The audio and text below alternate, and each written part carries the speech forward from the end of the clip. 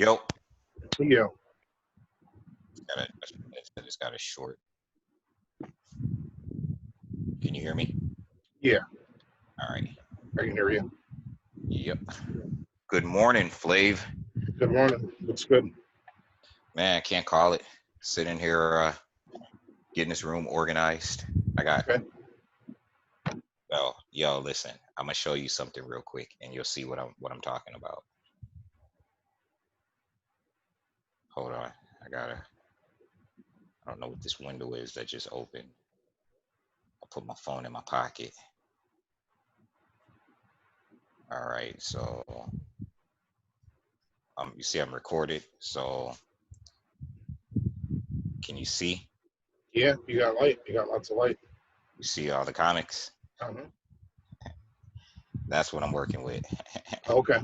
This is gonna be your comic / Zoom room. Well, all these books I just showed you are just like extra books that don't really mean anything to me, but I just won't I'm not gonna throw away or anything. Okay. Maybe I'll give them to some kids or something, but they're just all over the floor in this room. Right. You know. Yeah. Maybe I'll give them to some people or something. Who knows? But yeah, I got my hands full. So are we recording? Yes, we're recording. Oh, okay. So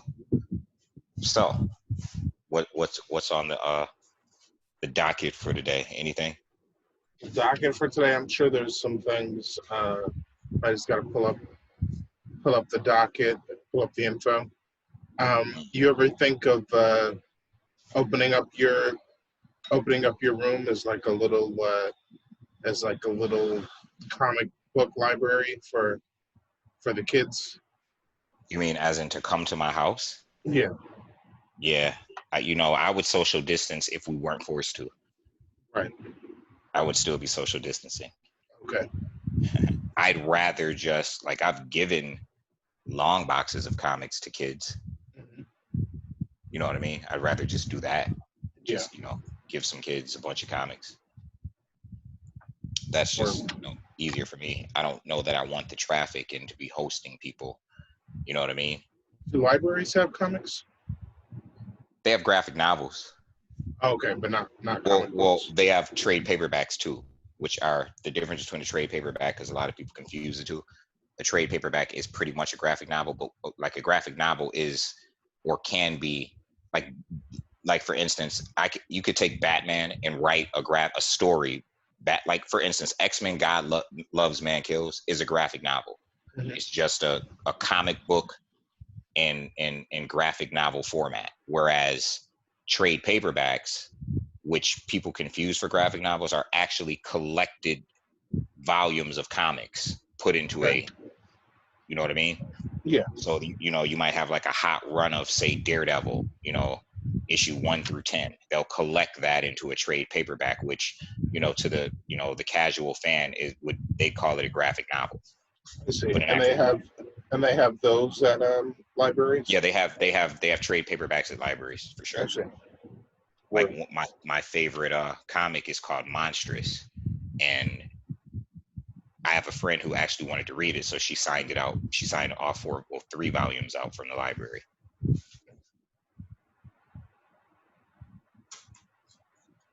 So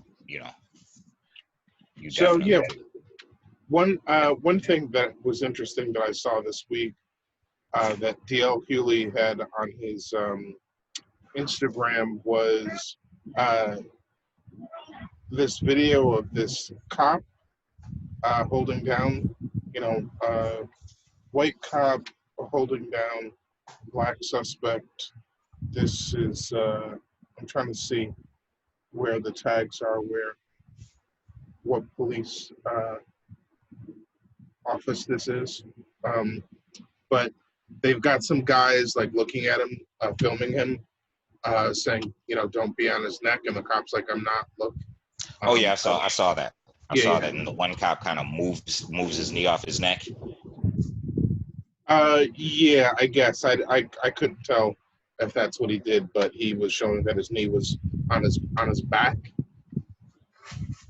and then I they think I might be confusing it. I know the one they were apprehending the guy, and the cop had his knee on his neck, and people were screaming, and the other cop just like takes his hand and like grips his pants, and yanks the cop's knee to oh his back. oh no, I haven't seen that one. This one Yeah, there was no ripping or yanking, but the cop is showing him my knee is on his back, and then one of the cops says, "Do you want to help?" And then at first the guys filming are like, "No," but then someone's like, "Yeah," and so they go up to the guy, make sure he's being handled properly. I did see that one. They were like Okay, screaming at the cops, like, "Yeah, your knee is in his neck. Get your knee out of his neck." I did see that one. yeah, and then they end up helping get the guy in handcuffs. They basically help get his arm, like, he's got his arm like under his body, Hmm. and they help get his arm in cuffs, and that was an interesting one. No, I feel the like video I'm referring to, they were both going about the business of apprehending this dude. And the okay, one cop had his knee in the other guy's neck, in the back of okay, his neck. And the people were like, "Your knee is in his neck." And both cops were, it was almost like routine, like there was training. And what I mean by this is the one cop had his knee in the back of his neck, and the other cop was restraining his arms and preparing him to be cuffed. yeah, And he just instantly, without missing a beat, like he wasn't even paying attention to the crowd, just without missing a beat, he grips the guy's pants and just slides his knee to his back and keeps going about his business like it was effortless, like you know what I mean, like it was routine. like he had Like done it a million times, yeah, and he and could he do it just in his sleep. yeah, it was just routine, and kept going on about doing what he was doing. You know what I mean? He just Yeah, kind of saw his knee placed on his neck, gripped his pants, moved his knee to his back, and kept it moving. yeah. Did you say gripped or ripped? He gripped. Oh, okay. He kind of like gripped his pants by the knee and just slid it to his back, and from his neck, and Yeah, kept doing what he was doing.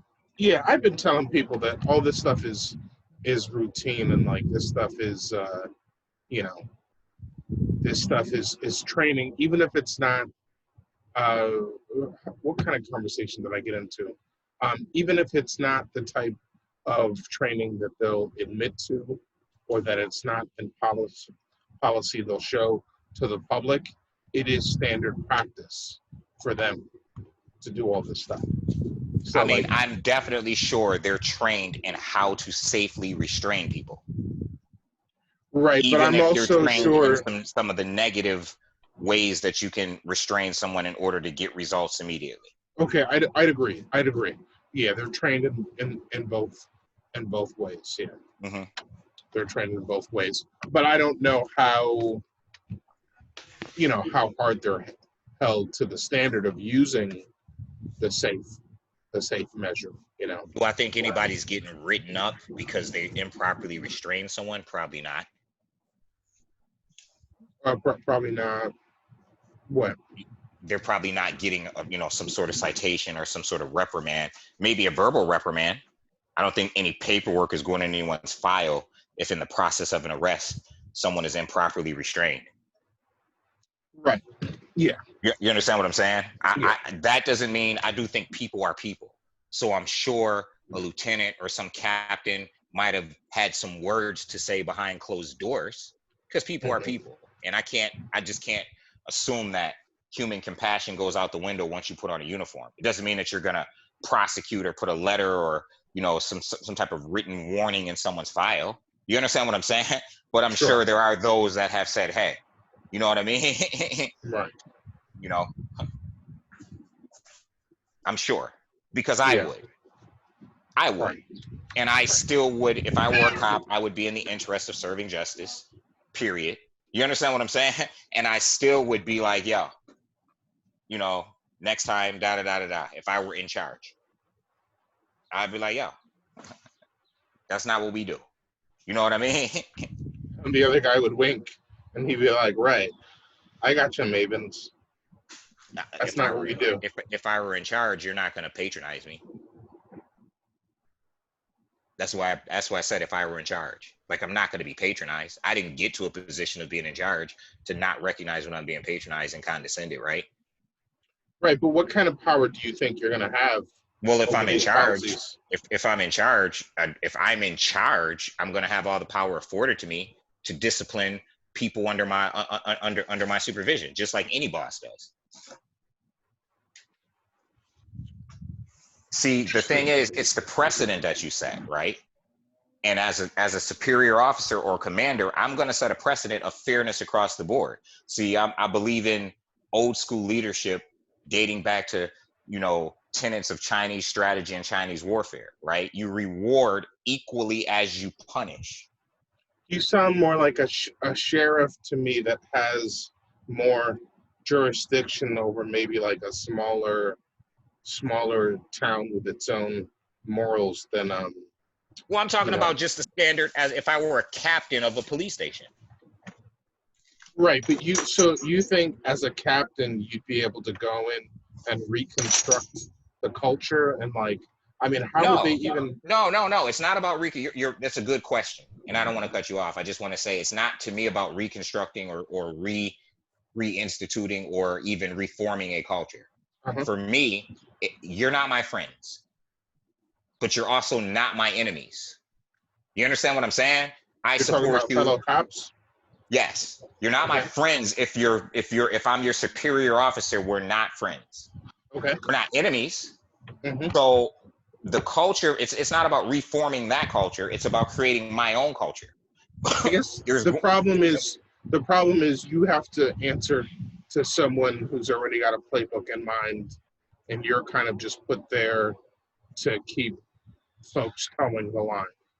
Well, that's not really how it works in that situation. While I have to answer to someone, I know because I was in chain of commands, right? Okay. Like in the military, I was in chain of commands. And one of the biggest things that I saw as a problem to me was, if I got in trouble and I had to get punitive action, right? And I say, for instance, in Article 15 or some punitive action, it would go above my captain, normally to the colonel or the head of the battalion. My captain is just one company, like a police station in a city. They consider the battalion being a city comprised of a bunch of different police stations or military companies. Each company ran by a captain. Each captain answers to the colonel, who's the head of the city or the police chief, right?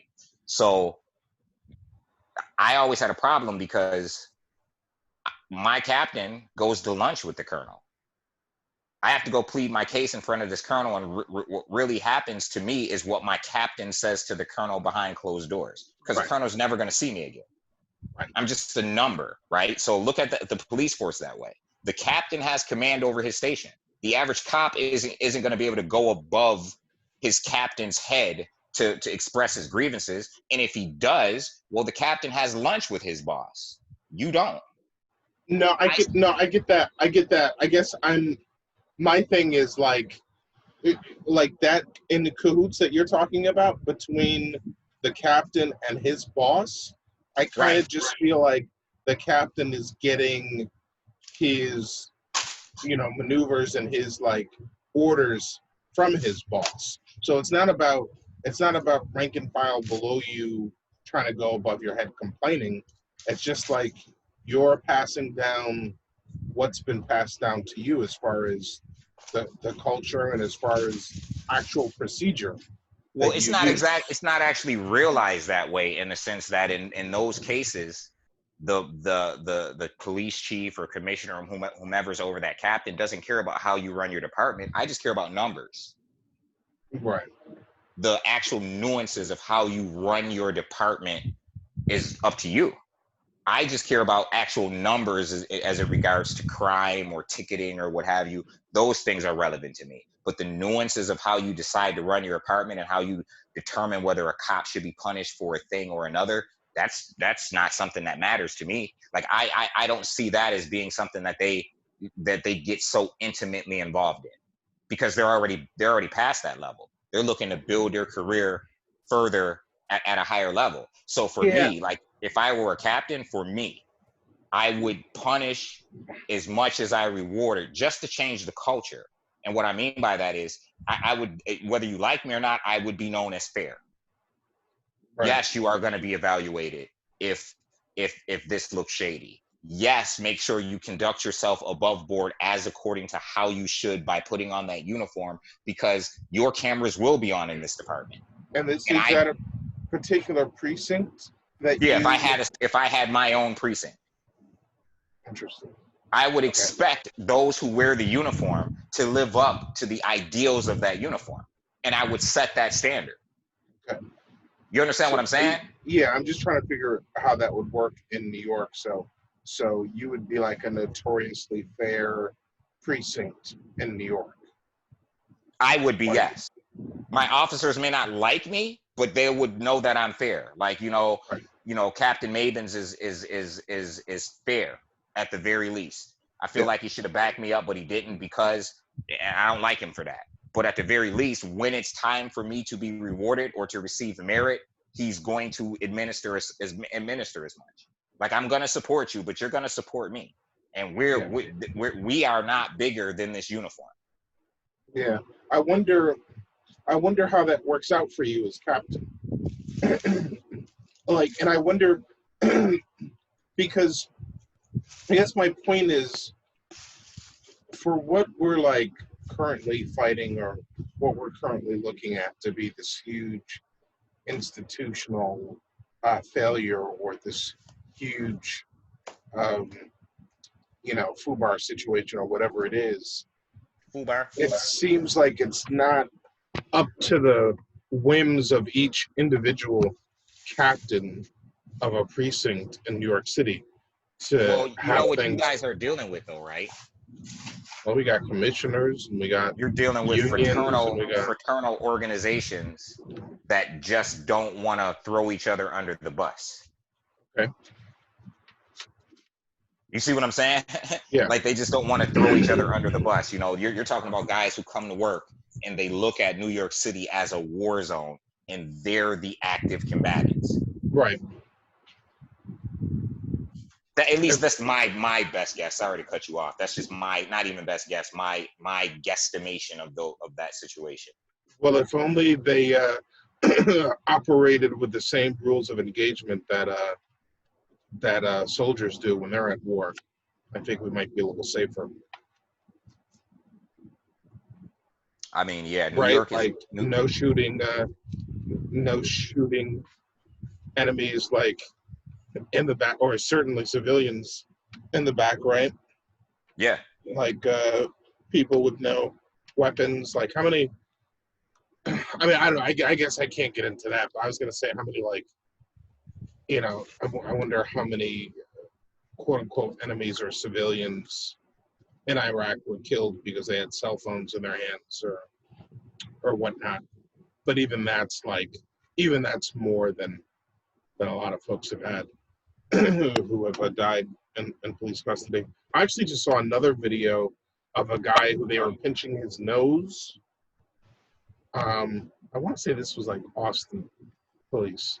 They were pinching. First of all, the cop like goes into the police van, I guess, and says, "Wake up, bitch," and slaps the guy in the face. And it looks like he wakes up for just a second, but it's hard to tell because for the rest of the video, this guy is motionless. And they're kind of like pushing him around a little bit, like trying to wake him up in a way that's very not compassionate at all. Like they're not dealing with a human being, they're dealing with a dog that was, about to be put down, that Michael Vick had been using. They're kind of like trying to wake him up. They're shaking him, but the whole time the cop has his finger pinching the guy's nose because he's trying to accuse the guy of having something in his mouth. And so I guess that's the technique, that they use to try to make sure you're not trying to swallow drugs by pinching your mouth. They force you to pinching your nose. They force you to open your mouth. And so the guy is just like not making any motion at all. And you're just like, man, I know this guy's dead.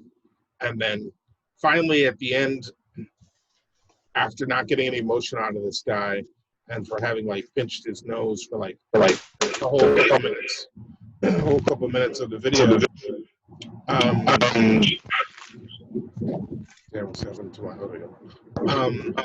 they take the baton and they kind of push it in his mouth and try to you know, like open up his mouth and look in his mouth and kind of push him around that way.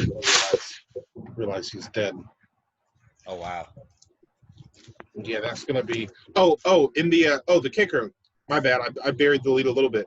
The kicker. This happened about almost 6 months ago, and the reason that we know about this is because there was an officer. I forget his name, but it's a Latinx name. There was an officer who just couldn't take this anymore, and who spilled the beans. I read in the comments that he was fired.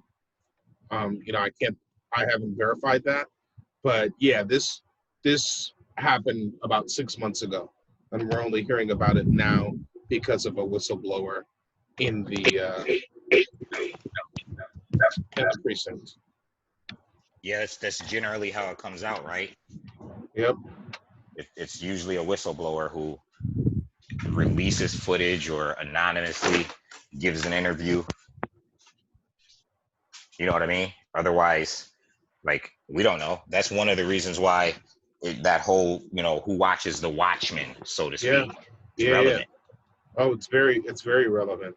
I mean, these You know, guys operate with impunity. Nobody's watching them. They've you got know, who knows how many videos. Who knows how many videos there are running for around. me, I'm idealistic, right? I was a Yeah. soldier, and I was a sucky soldier. I had a bad attitude. You know what I mean? But Yeah.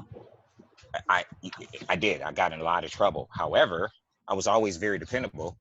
I was one of only 13 people from my company that deployed because of my dependability. Okay. You know what I mean? So, I look at wearing a uniform idealistically. Yeah. I think that you have something bigger than you that you represent and need to live up to. Mm-hmm. Period. That's just how I feel about it. You understand what I'm saying? So that's one of the reasons why I am so hard on what I like to refer to as the gang in blue. Right.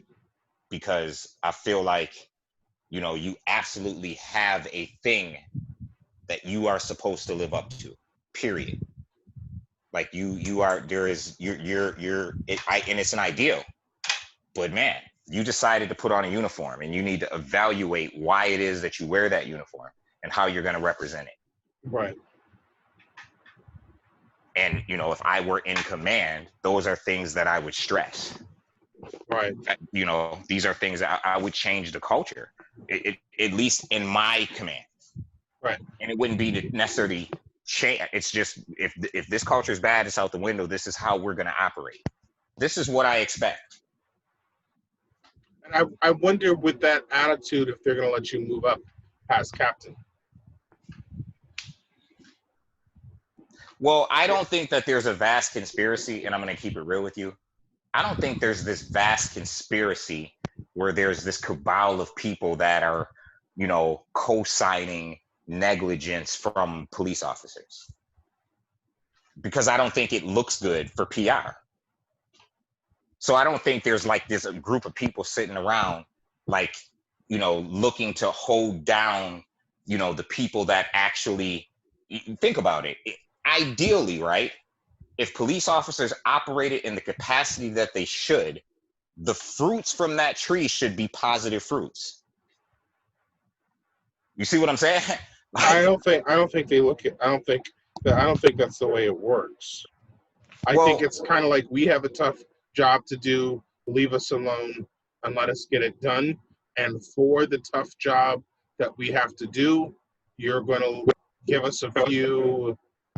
You're going to give us a few lets. You're going to, if something crazy happens, that's that's a condition of the job. What do they call that? It's what do they call it? It's something that comes with the job that you so may or may not like. but what you're describing is poor philosophical leadership, Mm-hmm. right? Like you're not incorrect, but the flaw is in leadership.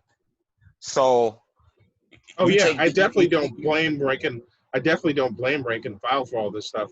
I always bring up the Village Voice, interviews, the tapes that came out, and the whole, the whole thing that came out showing, uh, the cop procedures and all the stop and frisk stuff and all the way that they handle procedures and try to talk people out of filing reports so they don't have to do the paperwork, and the way they juice the stats. All this stuff comes from top down, right? Mm-hmm. Even so cops can get a certain amount of funding by showing that they're improving crime, even by juicing the stats and by discouraging people from filing reports. All this stuff is from top down. I Mm-hmm. don't think that cadets are out there saying, hey, I'm going to juice my own stats. I bet I'll get away with this. Like, all that stuff is like from the commissioner trying to talk to the mayor, on down, every, like, shit's rolling downhill. Right. Everyone's, And again, so if my precinct's numbers are better than the other precinct's numbers, that record is going to speak for itself. And again, it's about leadership.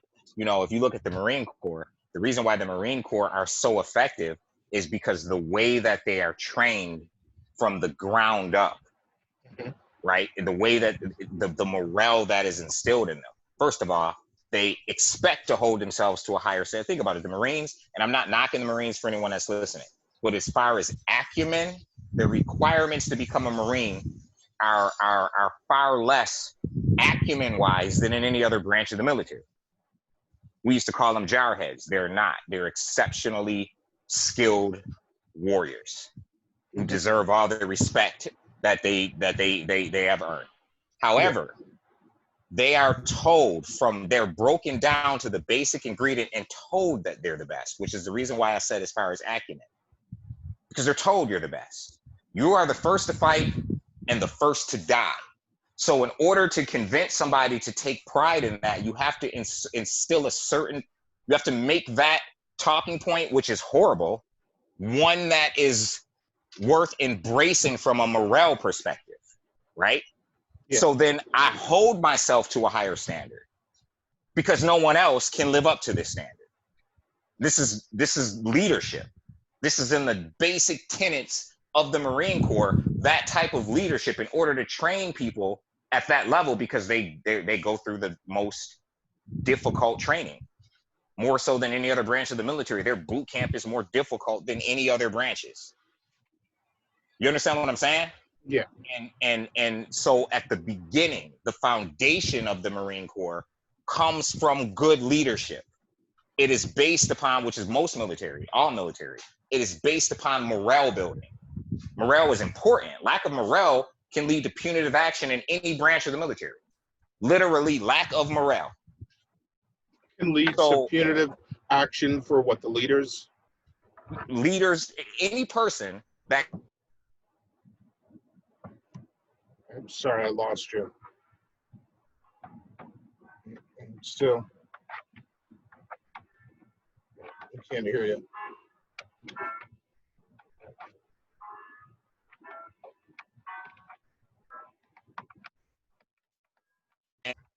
Your own Hey, branch of service. you've been out for like a couple of minutes. I couldn't hear what you were saying. Oh, I'm sorry. Last thing I heard was any person. Yeah, any person can be charged with lack of morale if they're demonstrating lack of morale.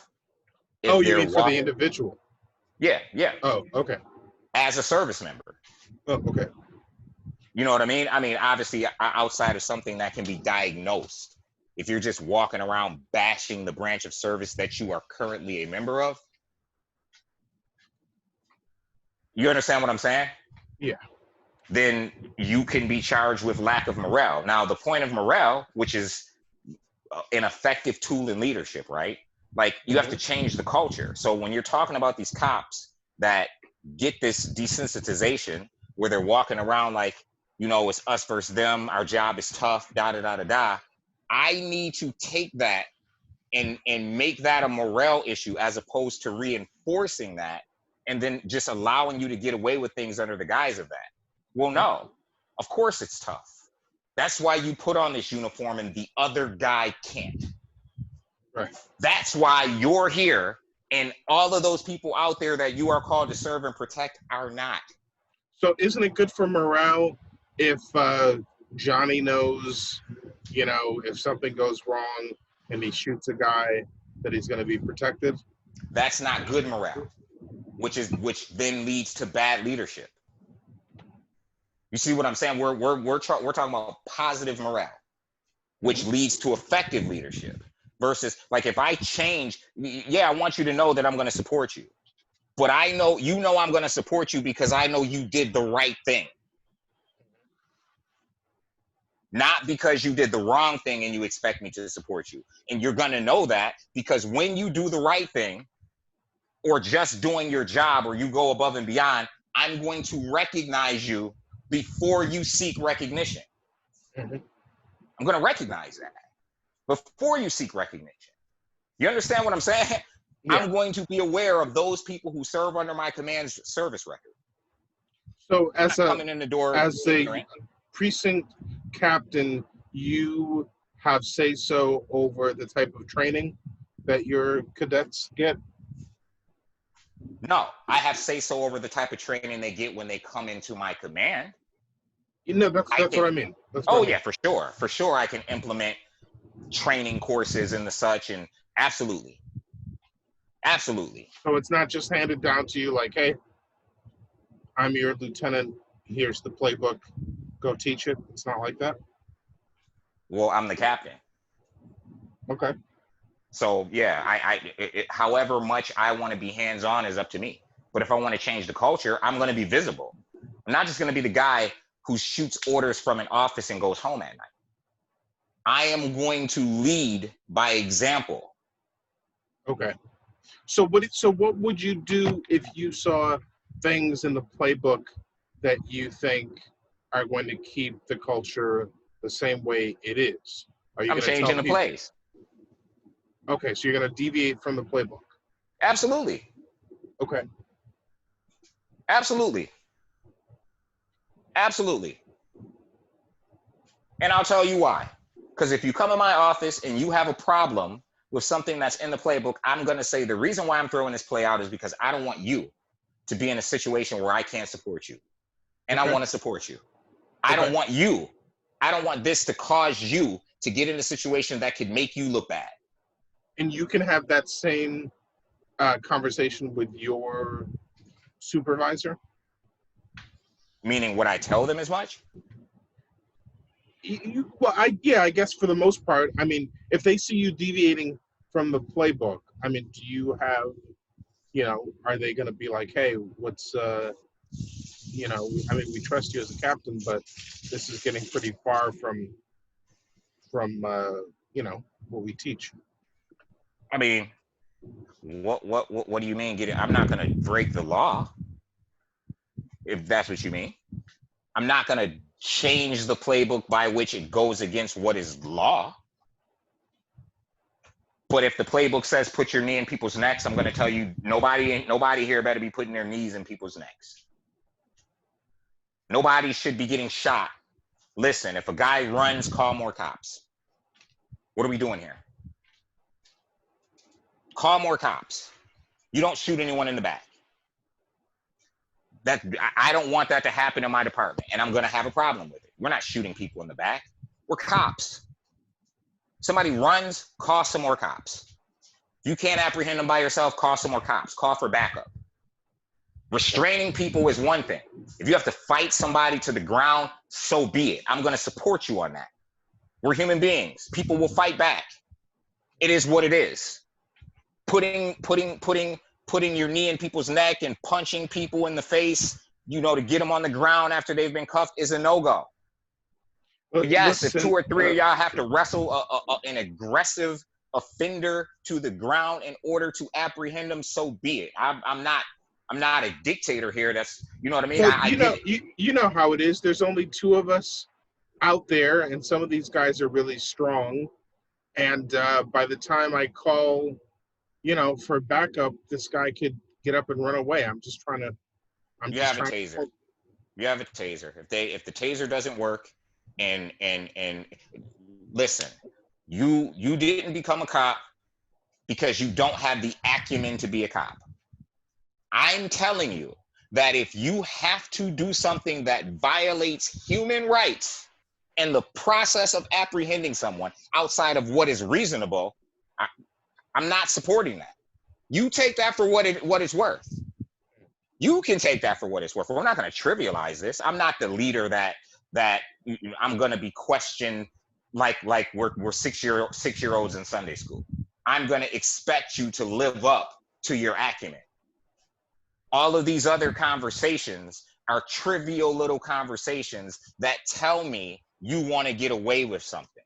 Trust me, you understand the rules and the regulations that you were trained under and according to from police academy up until this point.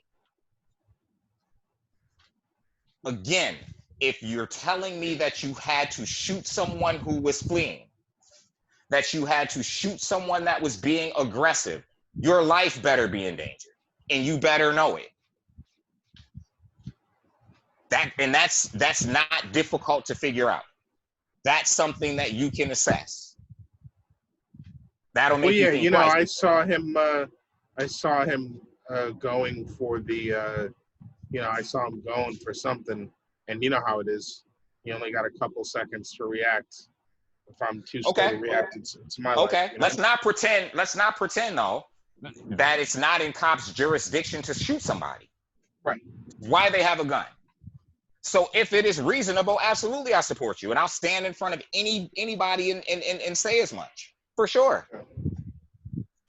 For sure. Yeah. I mean, it ended up being a yo-yo, but you know, I couldn't tell. He was reaching for something.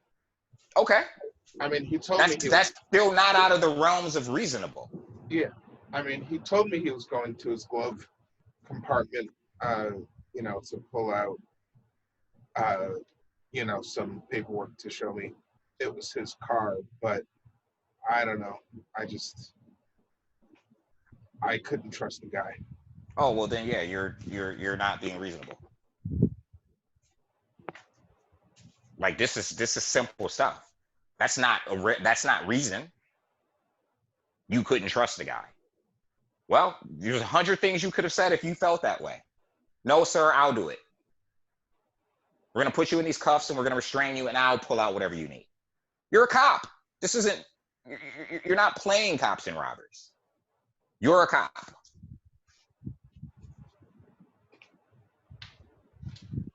No, I hear you. If you have reason, my cousin Joey got shot on the job, I just promised myself I wouldn't, put myself in that position.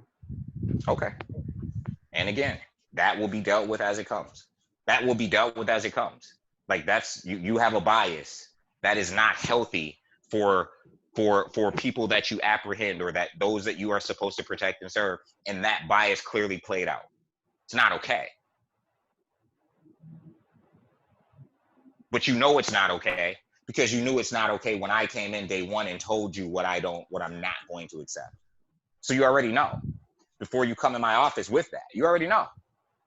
It's going to the next level. It's already there. So you don't even have to come have the conversation with me. You already know from day one that once certain offenses are carried out, it's out of my hands. Because I'm setting the standard from day one. So what are we talking about? If what you're saying is the case, it is not in my hands. Those whose hands it is in, they will make that determination. It's not in my hands anymore. The video is available because we have freedom of information. See, what we're going to do is maintain trust in the community that we're deemed to be to protect and serve. That's what we're going to do. We're going to establish and maintain it because we want to create a culture where people call us, where people cooperate with us, where we actually get results. Well, I'm going to put in my time here, but I got some fellows over at the 37 that that like where they're at. I mean, I'm going to be real with you. Hey, Filet, what you're saying right now is my goal. Exactly, that would be music to my ears. I want to root them out. Okay. Creating a culture. Yeah. You know what Yeah, I'm no saying? Yeah. I definitely, that would be music to my ears. I wouldn't say that to them, but that would be the music I was waiting to hear. Yeah. Because everyone who comes into my office with that argument, I have to make a notation, a mental notation on their file. Mm-hmm. Right? Yeah. I have to. It doesn't mean that I'm going to hold you accountable to that, because you may have the argument and still toe the line. Right. You see what I'm saying? Yeah. It still may bother you, but you'll do it. Yeah. It's those who want to tell me they're putting in for, I want you to. Absolutely. I want to change the culture so that I can bring in young cops that are corrupted by some of these cops that have been on the force for 10, 12 years with these poor mindsets and bad habits. See what I'm saying? Yeah. Absolutely. So when you say that for me in a leadership position, absolutely. Music to my ears. I wouldn't say that to them. I'm telling you, that's music to my ears. That's what I was waiting for. I'm waiting for the people who want to put in transfers. I'll approve it. Approved. See what I'm saying? Yeah. Yeah, no doubt. I'm waiting for that. Let's see, another. Those are some of my underlying themes of changing the culture. Like I'm not just coming in to just implement these radical things. I'm looking to affect change as well. And I can't tell them why and how. Can't tell you how I'm looking to, what I'm expecting. I can tell you what I'm expecting of you, but I can't tell you what I'm expecting from my changes, because from a leadership perspective, I can't give you all the information. I am trying to change a culture, which means that includes, one of the things on my list includes weeding out those people who don't belong on my force. Yeah. See what I'm saying? Yeah. There are people when I walk in the door that I'm sure, whether I know them or not, y'all don't really belong here. You are part of the problem and not a part of the solution. And what I need is to find out who is willing to be a part of the solution and just begin to accrue more people like them. Speaking of those who are willing to solution, change. Go again. Speaking of a solution, another video that I liked, this one was liked by Rashid Roper as well. I'm trying to remember if they said this was out of Buffalo, but there's basically, a black man stands up and he's at this committee hearing, and I think he's talking to, I guess, leadership of the police. And basically, long story short, oh no, it was the mayor. It was the mayor of this town. Basically, do you know what your mayor looks like of Buffalo? What? Who? My mayor? Mayor? Byron Brown? Yeah. Oh, Byron Brown. Okay, this is not Buffalo then.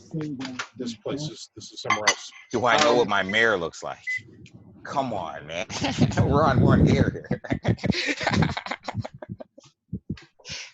I'm not the brightest crayon in the box, but you have to out me like that, man. we can edit that part out. No, I'm just kidding, man. Leave it in. So this I should send he's this black. to you. Yeah, no, I know Byron Brown is black, yeah. As soon as you said Byron Brown, I was like, nope, this is definitely not. The video I'm looking at is definitely not of the Buffalo. I don't know that he's kinfolk. Right, I got you. But yeah, he's definitely a gentrification junkie. Okay. Is that going to get us flagged on YouTube? No, that's good. But anyways, if you look on my page here, this guy gave one of the greatest speeches while he had a mask on his face. He must have been mic'd up under the mask because you could clearly hear him. But he gave one of the greatest. Speaking of which, and I just want to segue real quick, I can't wait for the Zoom talk show that somebody puts out called Under the Mask. Anyway, go on. Oh, that's good. That's good. Under the Mask. We should use that somehow. Yeah, that was your concept. It just happened organically. Word. Under the Mask. So he gives one of the greatest speeches on defunding the police that I've seen. And again, for those that are new, it doesn't mean totally defund them, but at least take a chunk away and use it for other good things in the community, and not how they're trying to do it in New York City, where they're just trying to move the money around and hit you with the okey doke, like not how they're trying to do it there, but actually, defund and put somewhere else. But he talks about the percentage of the police that live in his city that he's talking about. Versus the police that actually have jurisdiction over a city from outside of the city, question mark? Something like that. So yeah, basically, he asked this mayor, and most people are just assuming he's a mayor. I don't know why I assumed it was Buffalo. Maybe I'm just misremembering. Well, Buffalo has that problem. We have a lot Right. of cops that patrol the inner city that aren't from Buffalo. Yeah.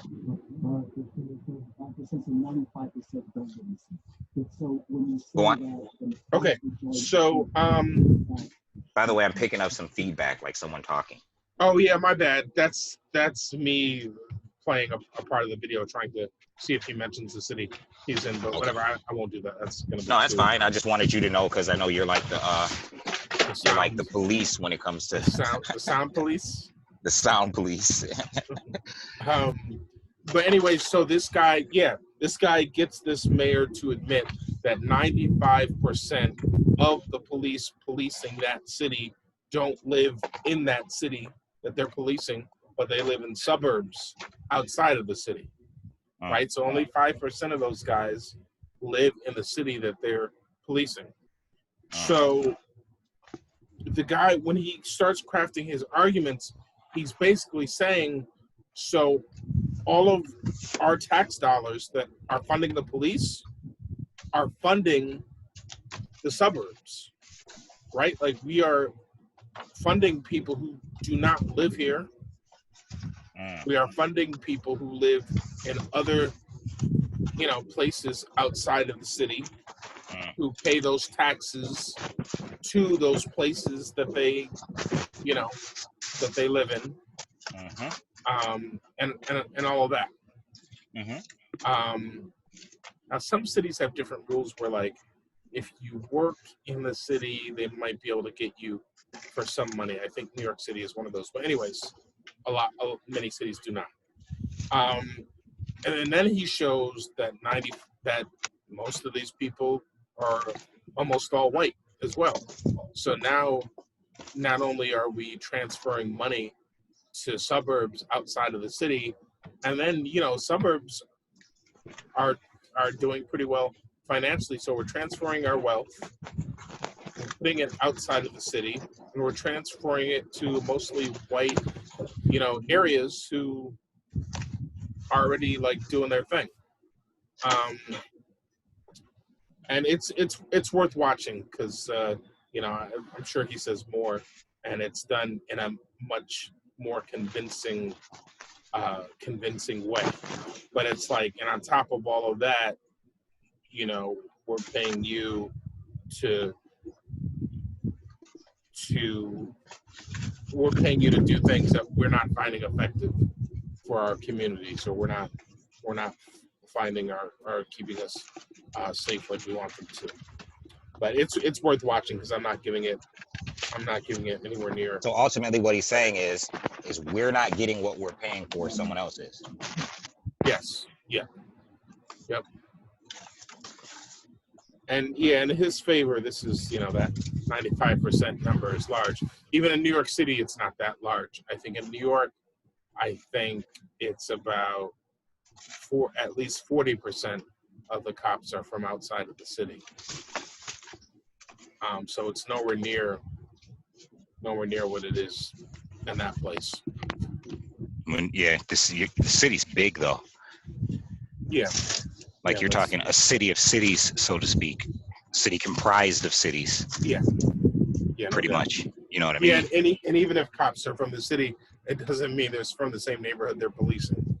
And in right. a city the size of New York, they could all be in an enclave where it's nothing but Italians or nothing but Irish folks, or so just because they live in the city doesn't even mean You know, they live in Brighton Beach. You know, with a bunch of folks that look like them, where they're policing Flatbush with a bunch of black folks and Jamaicans And they already Asian come in with a Asians. bunch of preconceived stereotypes in a lot They of come cases in. in some of these other cities. Yep. And in in Brighton Beach, they don't see a bunch of youth hanging out on the corner, talking to each other, kicking it. Right. They're already seeing one of these guys might already be fear-inducing. Seeing a bunch of them all at once is another thing. Yep. You remember there Especially, was that? Yeah, go ahead. no, go on. No, I was just gonna say. You remember there was that story a few years ago in New York City where cops went into projects and one cop ended up shooting some guy who was just like coming around the corner, like down the steps, and like the cop said he was startled or something. I'm like, damn, that's like a level of fear that's just like. The cop said he was what? He was like startled. Because I don't know, I guess it was dark. The cop said he was what? Startled? Startled, yeah. Like, I guess it was dark in there, and he didn't hear someone, coming down and around the steps. And when he came up on him, he just shot him. And did that cop get in trouble? Doubt it. Because you just can't shoot someone because you're startled. Shit. Cops do it all the time. I know. They just have a better way of dressing it up. Like, I feared for my life.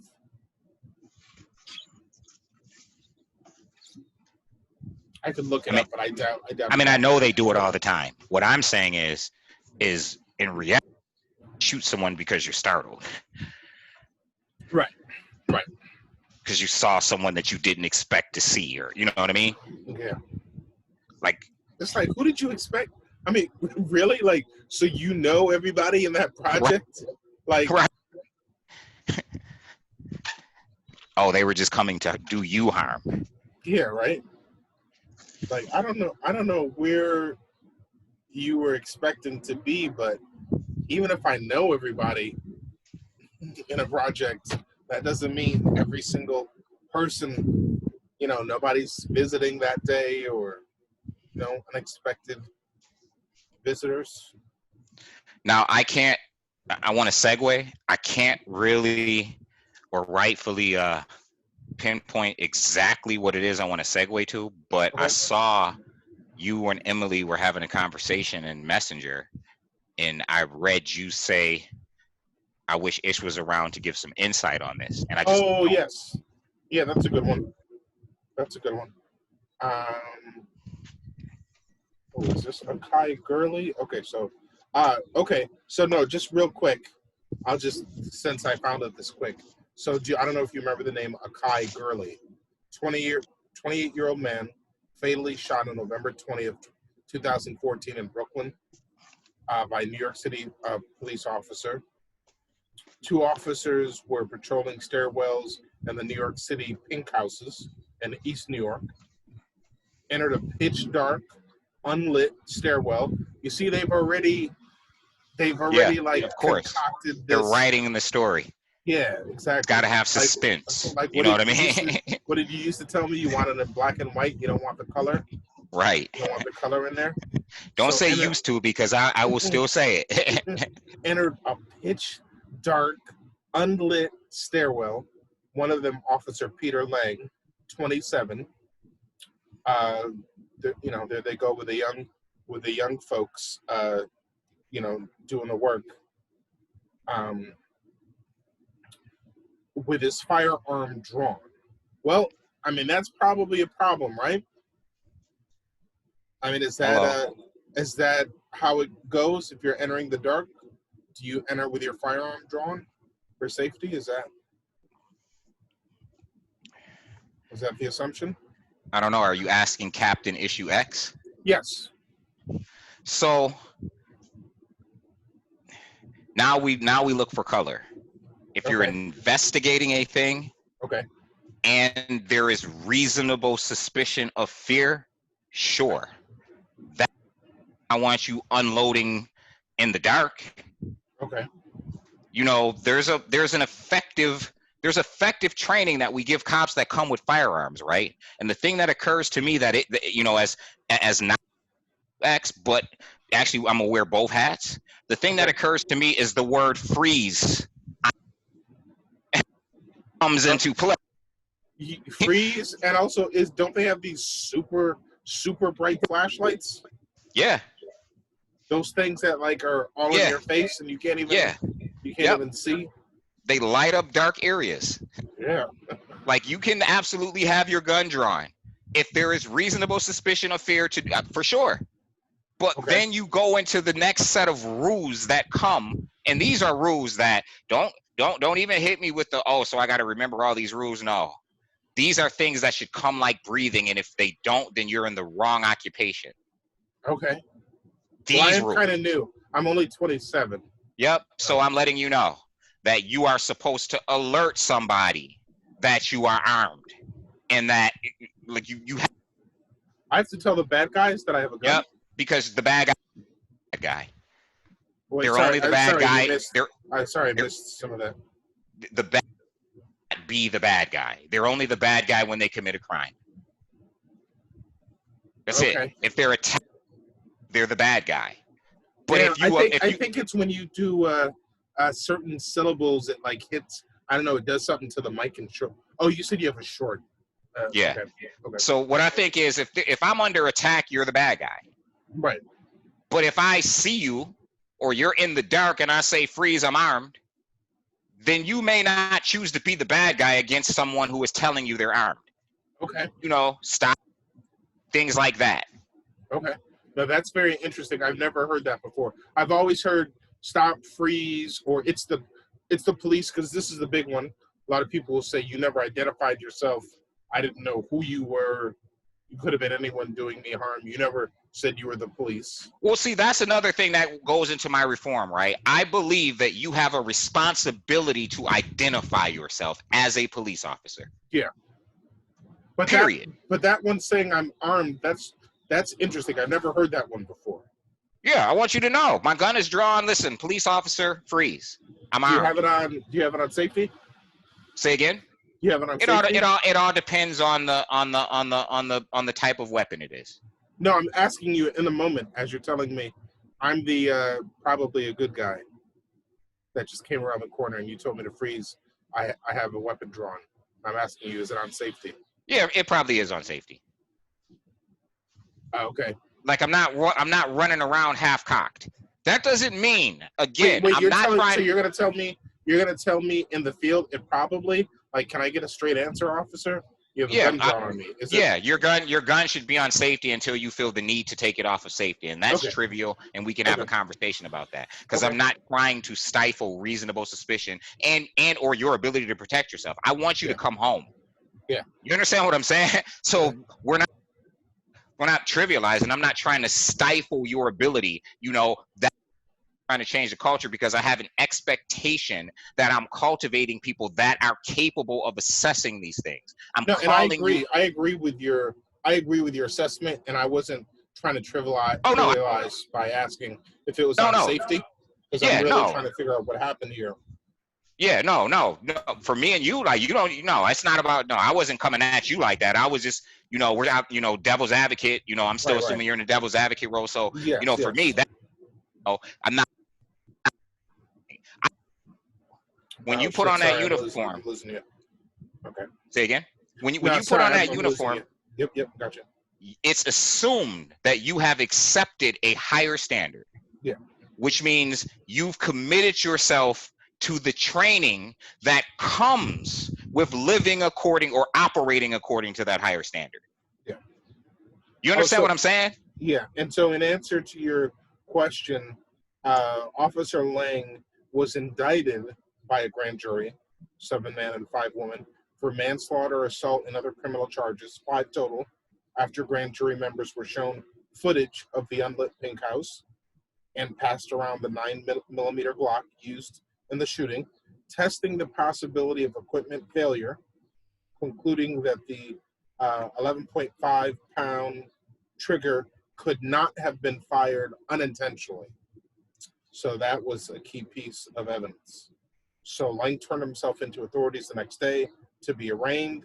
He was convicted of manslaughter and official misconduct on February 11, 2016, and faced up to 15 years of prison time. He was expected to appeal while he remained free without bail. Due to the fact that Lang, an Asian cop, became the first NYPD officer to be convicted of an on-duty shooting in over a decade, the conviction galvanized the Chinese community in New York City and across the United States. Many felt that Lang was being used as a scapegoat, and Chinese Americans used WeChat on a massive scale, along with Facebook, Twitter, and email to organize rallies in major cities. Peter Lang appealed the court's decision. Brooklyn DA Kenneth P. Thompson recommended to Judge Danny Chun that Lang serve only house arrest and community service for his sentence. So I'm assuming that that's no coincidence that they found a judge that they felt would be, more Lenient. in tune. Yeah, I mean, I guess we could color it by saying lenient. If I was his lawyer, I would say less less bias towards an Asian American.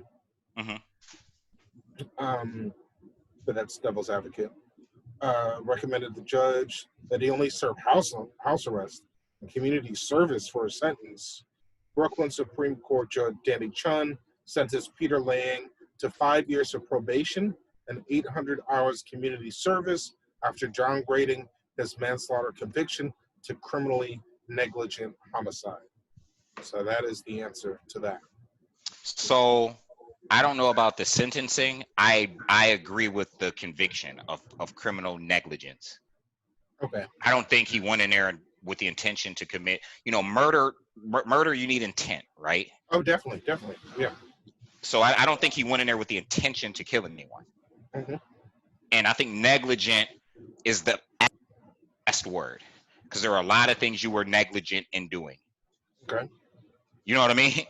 I think negligent is definitely a good word. People might hate that I'm saying this. You know what I mean? Right. But again, I want to be fair across the board in my assessment, which is just my personal opinion. You know what I mean? I don't know about those charges. Right. But the sentences. Mm-hmm. But I do feel that the charge of criminal negligence leading to homicide is a good charge, just based on the term and not my own understanding of it. I don't have an intimate legal understanding of it, but the words sound correct. You understand what I'm saying? Yeah. It's to me just above, but more apropos than like accidental murder, accidental homicide. Right. Because from what only from what I know, from what we've discussed about it, it doesn't seem like this person went into a situation with the intention to kill someone. No, definitely doesn't, though. I would say in most police shootings, I don't think they do. Well, so I think intent to kill, for me personally, I think intent to kill isn't necessarily planned, like some people try to say it is. If you shoot somebody 9 times, what are your intentions? Right. See what I'm saying? Okay. I see. Like what are your intentions? Right. Even if you didn't wake up that day or go into that arrest with the thought that you were going to kill someone. Okay. You put your knee on someone's neck for 8.5 minutes. Right. I have that you're tactically trained to be able to assess a situation, and I'm going to hold you accountable to that. Okay. Again, you're called to a higher standard, right? Yeah. So I have an expectation that you took your training seriously. The training that allows you to live or operate according to that higher standard. You see what I'm saying? Yeah. So for me, the standard that you've chosen to accept by proxy of occupation matters. And how you carry it out or practice under those standards determines, to me, your real level of dedication to your occupation. You mean to tell me that you chose a job field, you chose a career where you are expected to live according to a higher standard, and you didn't take the training seriously?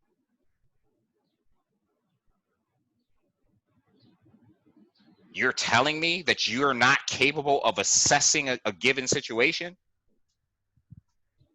Oh, wait. Let's a couple more words to play with. Mm-hmm. So, I mean, manslaughter, that's not saying murder, right? Like, Right. Not. so they decreased it from manslaughter to criminally negligent homicide. Mm-hmm. I guess the main thing is the difference Right. between those two things.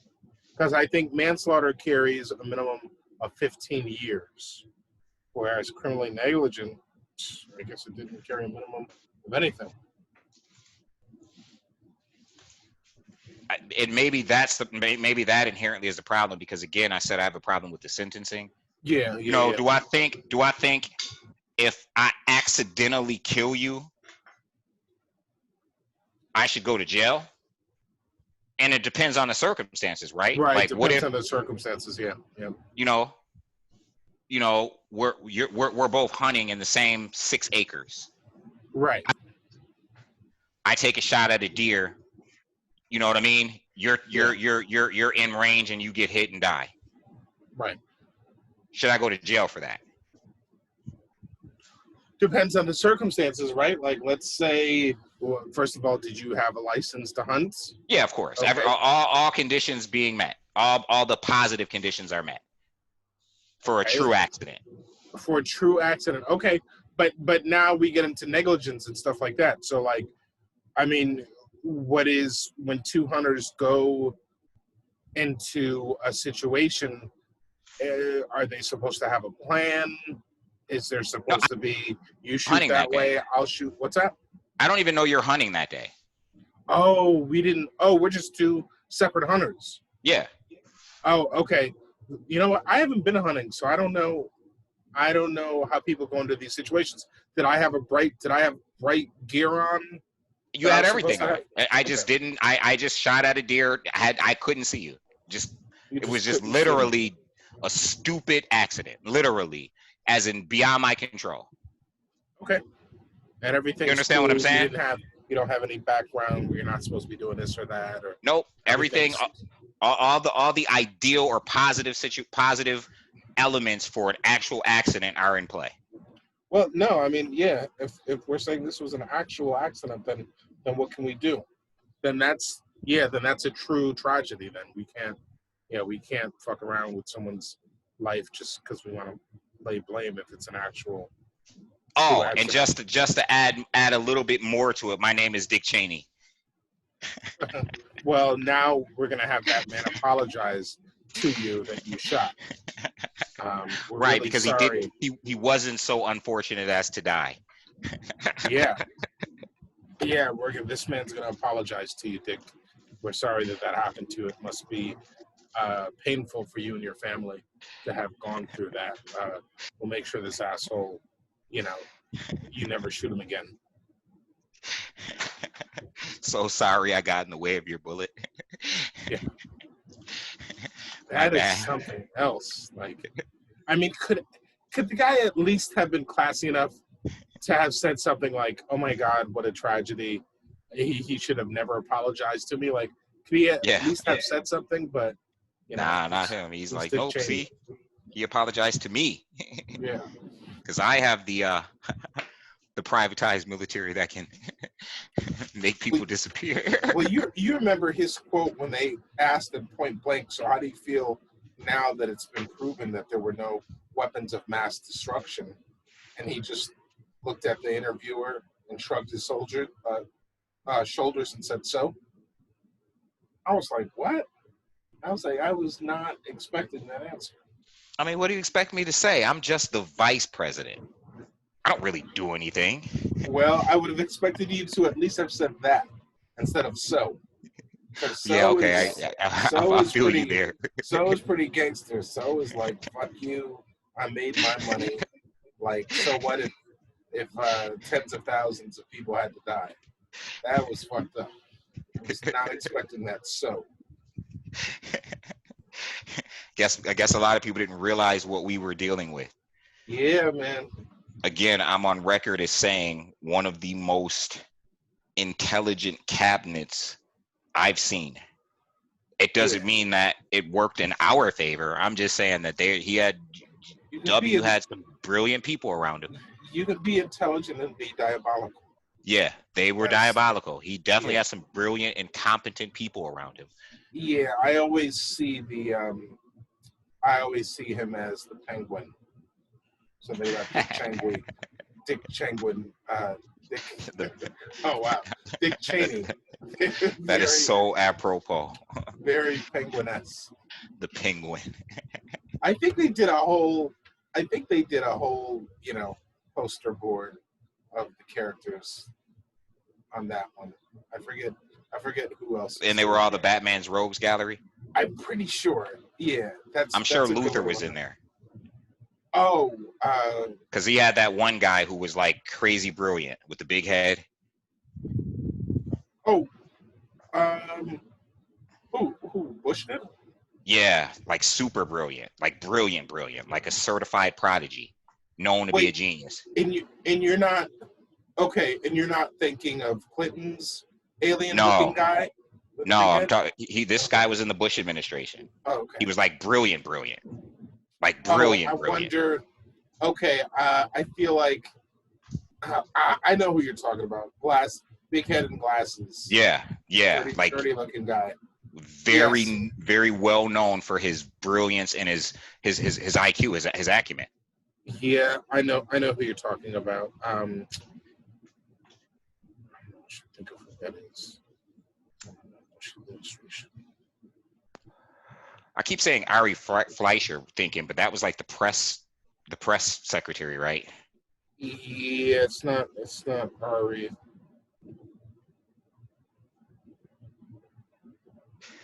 But you do know who I'm talking about. I'm sure his name will come to you. Yep. Wait, not Rumsfeld. No, not Donald Rumsfeld. No. Let's see.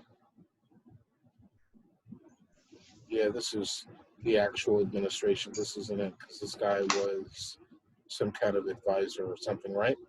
Yeah, he helped put Senior in office. Remember, George Bush brought his team in to put his father in office. Yep. Had all the evangelicals and whatnot. Yep. On board.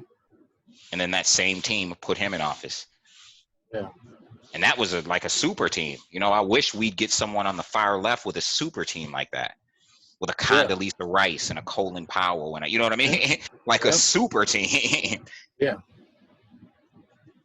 I mean, didn't Obama had some of that, right? He didn't have a Dick Cheney.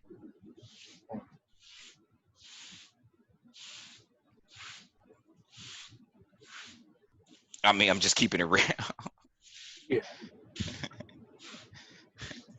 His vice. Some of Obama's cabinet members were questionable. Now, Karl Rove, that's who you're talking about. Yes. Senior advisor, Karl Rove. Yes. Yeah. He ain't have a Karl Rove either. He's a diabolical. Yeah, he's the diabolical one. Yeah. They've had some good depictions of him on some of the shows I've watched. Yeah. Yep. Very diabolical. Very brilliant. Yeah. Two elections. So we segued away from where we wanted to segue to. Yeah, I was going to bring that back up. Oh, okay. I was just kind of enjoying. Enjoying the Bush years? Yeah. Yeah, there's been a lot of that. Enjoying the Bush years. If only it was just a beer. Yeah, right? Just a horrible beer instead of a horrible time. Right. Yeah, maybe that's what we need to do. We need to make a Trump beer so it can all just go away. We'll just drink our tears away. Are you serious? It would be the best-selling beer amongst conservatives. Yeah, that's a good idea. They But then we'll put like little like. But we couldn't be the face of that. We couldn't be the face of that company, right? Well, I was We'd gonna have say to have we could like a token white guy. No, definitely. But also, well, token black. They're token black people. Put a Candace type person in there. I could get my Let's Get Serious character out. The what's his name? We can put a white mammy archetype on there. Well, there's the character I have for Let's Get Serious, who's modeled after the black sheriff, the black crazy Trump-loving sheriff. Which one? The guy who just came out and said he was going to deputize a bunch of citizen gun owners against, out-of-hand protesters? Oh, I haven't heard that. Oh yeah, there's a black sheriff who said that he is going to deputize a bunch of citizen gun owners if these protesters get out of hand. He'll deputize. Do you remember where this guy is from? I didn't even see it. I just saw several people posting the article, read the article, and I've even debated with some people about the stupidity of deputizing. As far as most recently as yesterday, I debated with someone, loosely debated, because I don't tend to like to really get into it on other people's threads. Come on my thread if you want to have a conversation. You know what I mean? But I kind of loosely debated the idea that deputizing citizens with guns and expecting them to operate tactically is equally as dangerous as what you're saying you're deputizing them against. Yeah. Like a friend of mine responded with, well, most gun owners are well trained and responsible. And that was laughable response to me. I'm like, well trained. I'm like, certainly you agree that going to a range and firing at stationary targets does not qualify as well trained. Again, the expectation is that they are able to operate tactically. That takes training. Right. That's just what it is. That comes with training. Again, shooting at stationary targets does not qualify as well trained. Just doesn't. What you're saying is you want people who you can deputize to kill.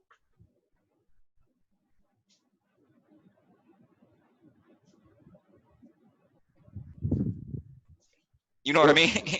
Oh yeah, because they have guns. For a minute or two, but yeah, I got you. You're saying that you want people who are you can deputize to kill. Yeah. So anyway, what were we gonna segue to? I guess there was something that you were speaking to Emily about. So yeah, and Richard, what is his name? Richard Clark.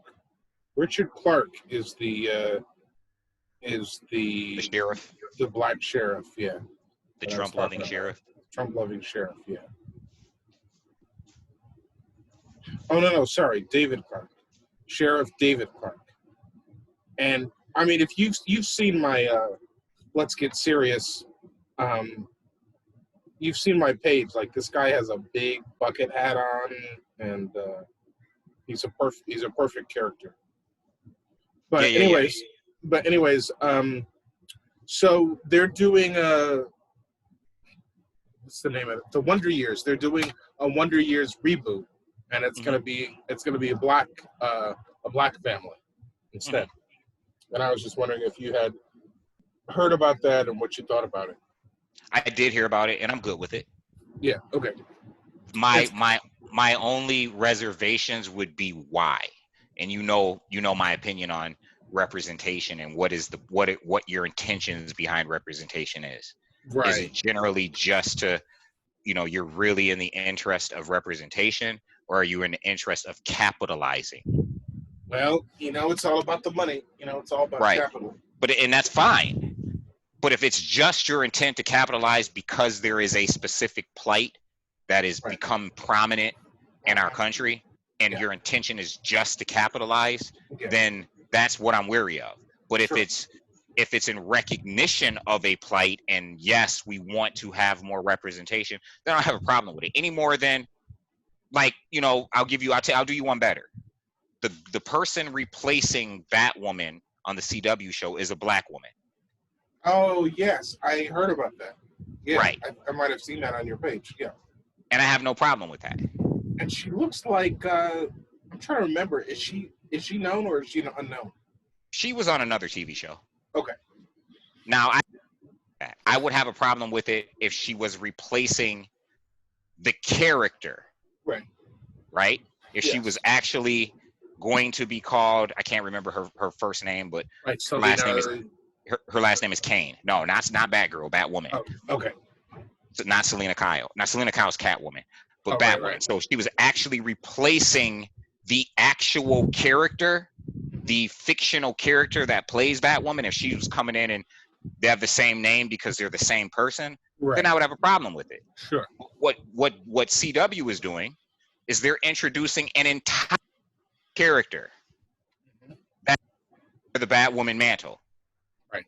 Well, what if it was like it's the same person, but then you realize this whole time she had vertigo and it was making her skin white, and now she's like getting some good treatments, and now she's black. Yeah, nah. that's such a stereotype, such a play on. Like, that would be the worst story ever. It'd just be a slap in the face to our culture. Be some slapstick comedy. That would be like some what was that movie where the kid gets into college by pretending Soul Man? That would be like Soul Man. Remember that movie? Right. Yeah, of course. Remember we were going to watch it and review it? Oh, right. Oh, man. Yes, we were. We were. You got to do that. Yeah. We got to do that. Soul Man? Yeah. I watched that movie so many times. Yeah, I actually, as a kid, and this just shows you the indoctrination that they give us, right? As a kid, I liked the movie. Oh, I loved the movie as a kid. James Earl Jones. I loved that movie. I had that and Ferris Bueller's Day Off on the same tape, on the same VHS tape.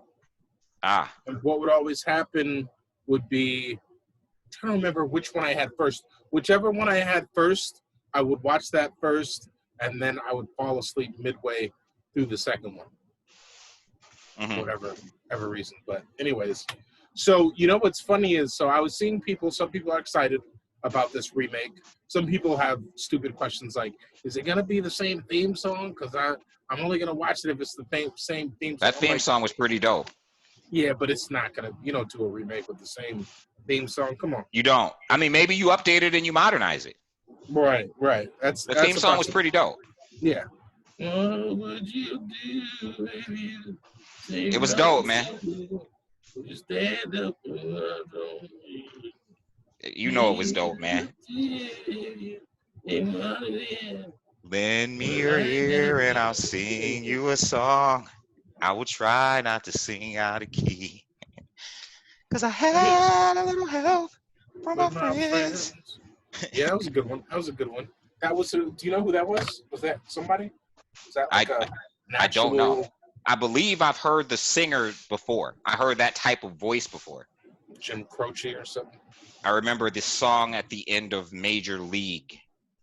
Okay. They have a very similar voice, as well as the song at the end of Princess Bride. Very similar voice. Oh, Joe Cocker. Who did I say? Okay. Jim Croce. Yeah, I knew it was a 3-syllable name. Yeah, Cocker's got that very distinct voice. Yeah. Joe Cocker. So the funny thing is, people were like, oh, I saw Lee Daniels is associated with it. And then I said no.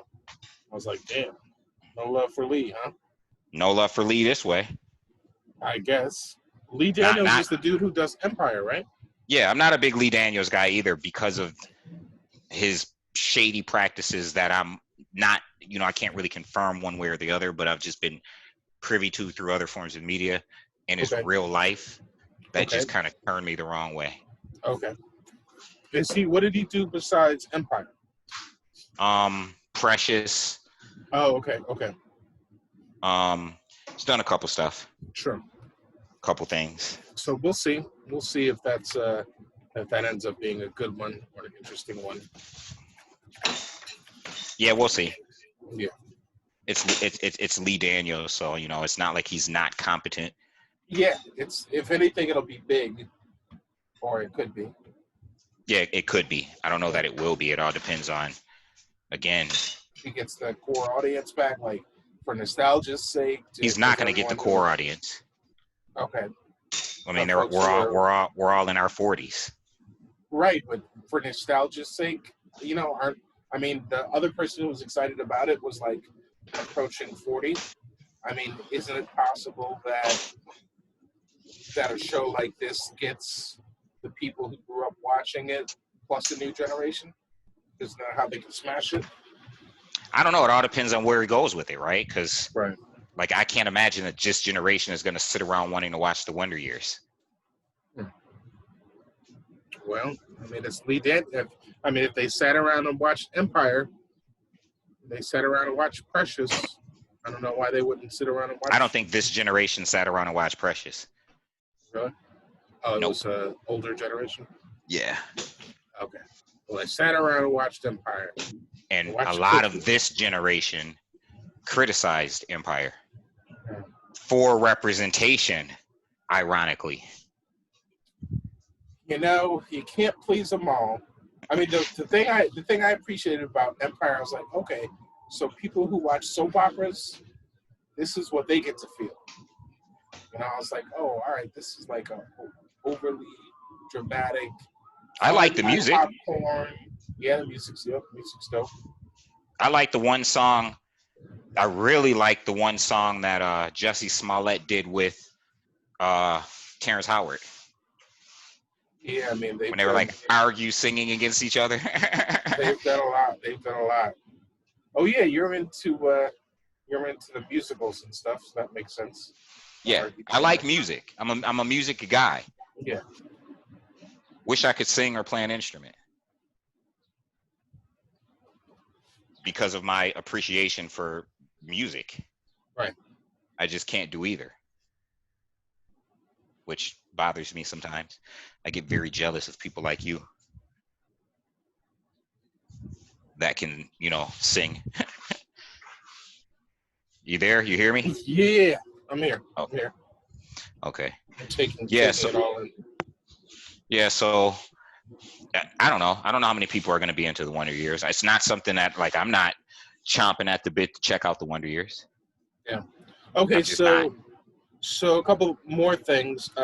So one is a friend of mine, a Facebook friend of mine, is doing some kind of protest of, I guess, the schools being opened back up. I guess she's a teacher or something. Mm-hmm. So she's like, get at me if anyone wants to organize a nationwide, I guess, protest of the schools being opened back up. I tried to tag Emily, but I don't know if the setting wasn't allowing it to be shared properly. But that's an interesting one. I mean, people are not happy that 45 is like going against the science. Not only opening schools back up, but threatening to cut off funding from schools who don't comply with him. That's just like another level of egregious behavior. So how do you feel about it? No, I mean, my feeling is simple. I feel like go with the science. Don't put kids at jeopardy. 45 is not intelligent enough to be. Well, I thought I read somewhere that something stupid came out of that, where somebody said something like, we don't want to not open schools up just because of CDC guidelines. That sounds about right. I mean, it sounds like a statement that would come out of the administration. I mean, they're certainly anti-science, so that's a thing. I mean, that's just something that I thought I heard. I know I did read. I could just be, obviously that's just my interpretation of what I read, but it was something to the, or paraphrasing, but it was something to the lines along the lines of, we don't want to not open schools just because of CDC guidelines or something just like because the that. CDC said it.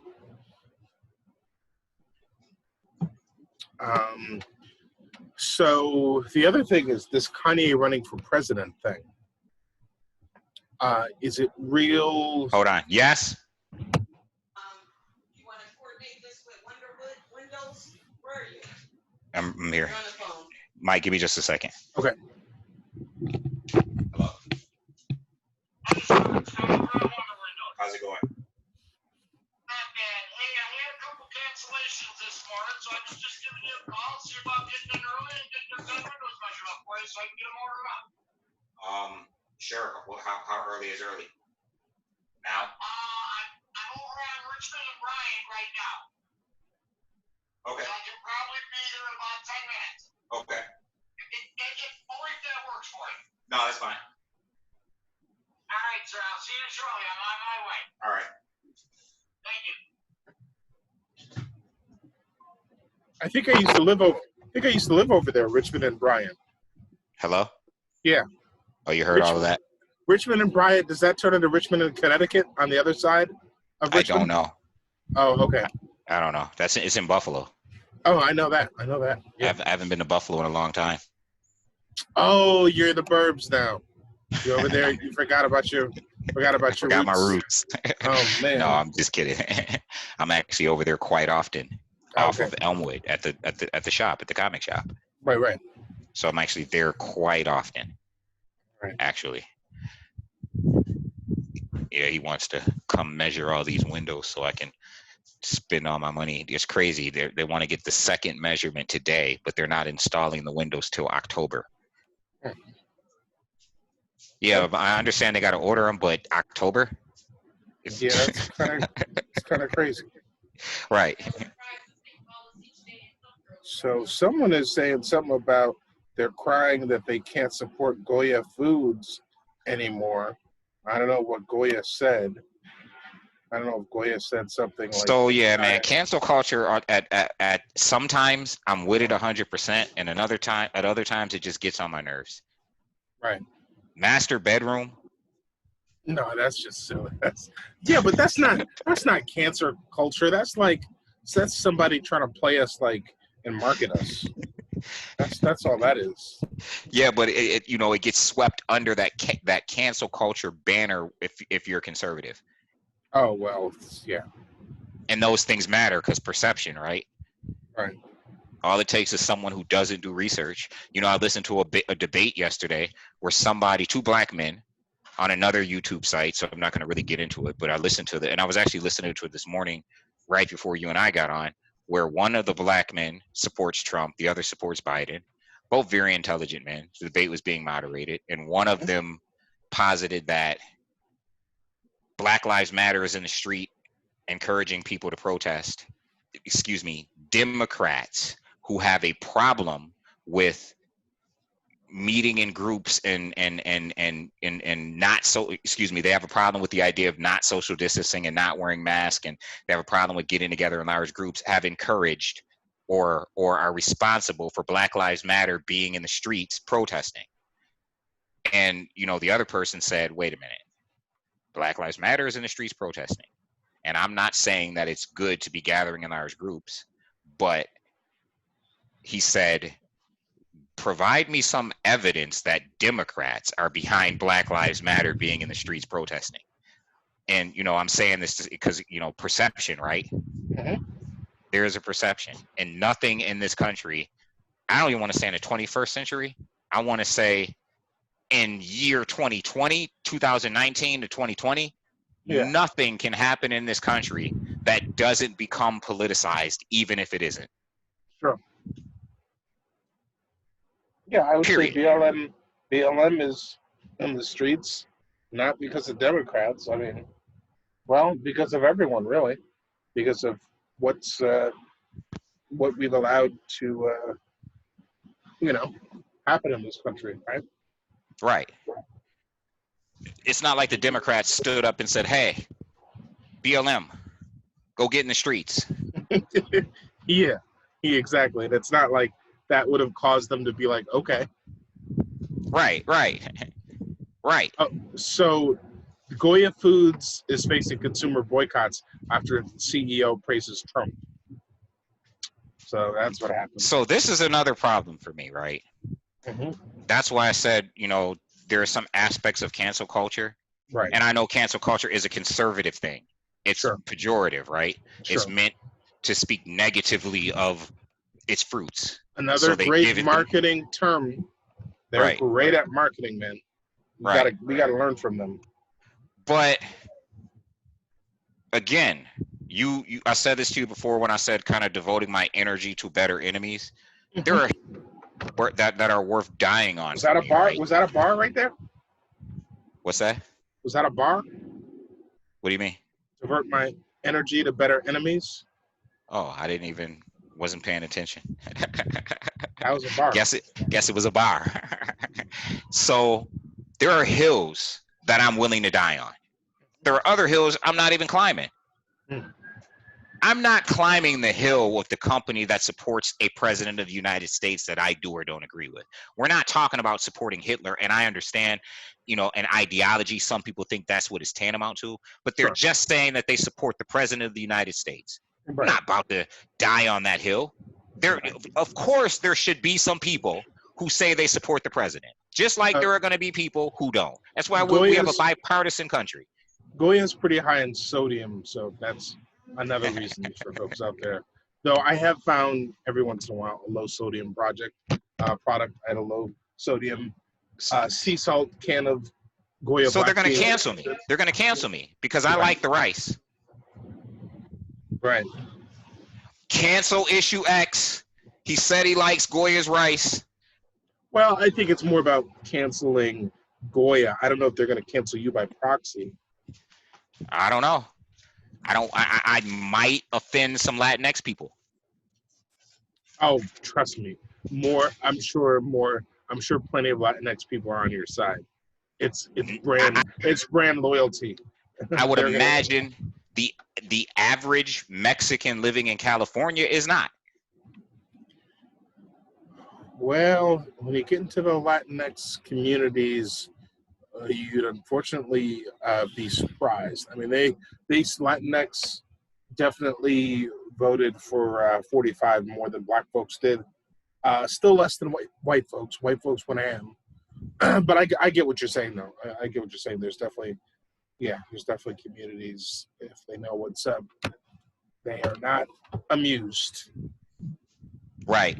And I'm not, I'm just joking. But, I do love Goya rice. Yeah. I really do. I'm not protesting Goya. It's not like my cabinets are full of Goya products. I do have Goya seasoning. Or no, it's adobo. I don't know if that's made by Goya. I believe not. So okay. See, you don't even got a dog in this race. Well, we buy when I make Spanish rice and beans, it's usually Goya. Okay. Is it if it's Goya, it's got to be good? Is that their tagline? I don't know. Or no? Or did I take that from someone totally else? Someone's got. It's got to be good. Okay. I don't know. It sounds that sounds really, really, really prejudiced there, Flav. What if it's Goya? It's got to be good. Yeah, man, you're crossing the line there. Really? No. Bro. No, but I'm looking at my cabinets as we speak. Let's see.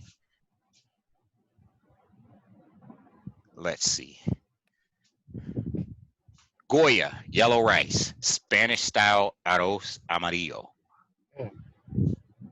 Yep, sitting right in front of me in the second cabinet I checked. Top shelf, right out in the front. Oh, this is a good hashtag. Okay, so Julian Castro, the former housing secretary from Texas, tweeted on Thursday night. Damn it, why am I all echoing? Okay, tweeted on Thursday night that Goya has been a staple of so many Latino households for generations.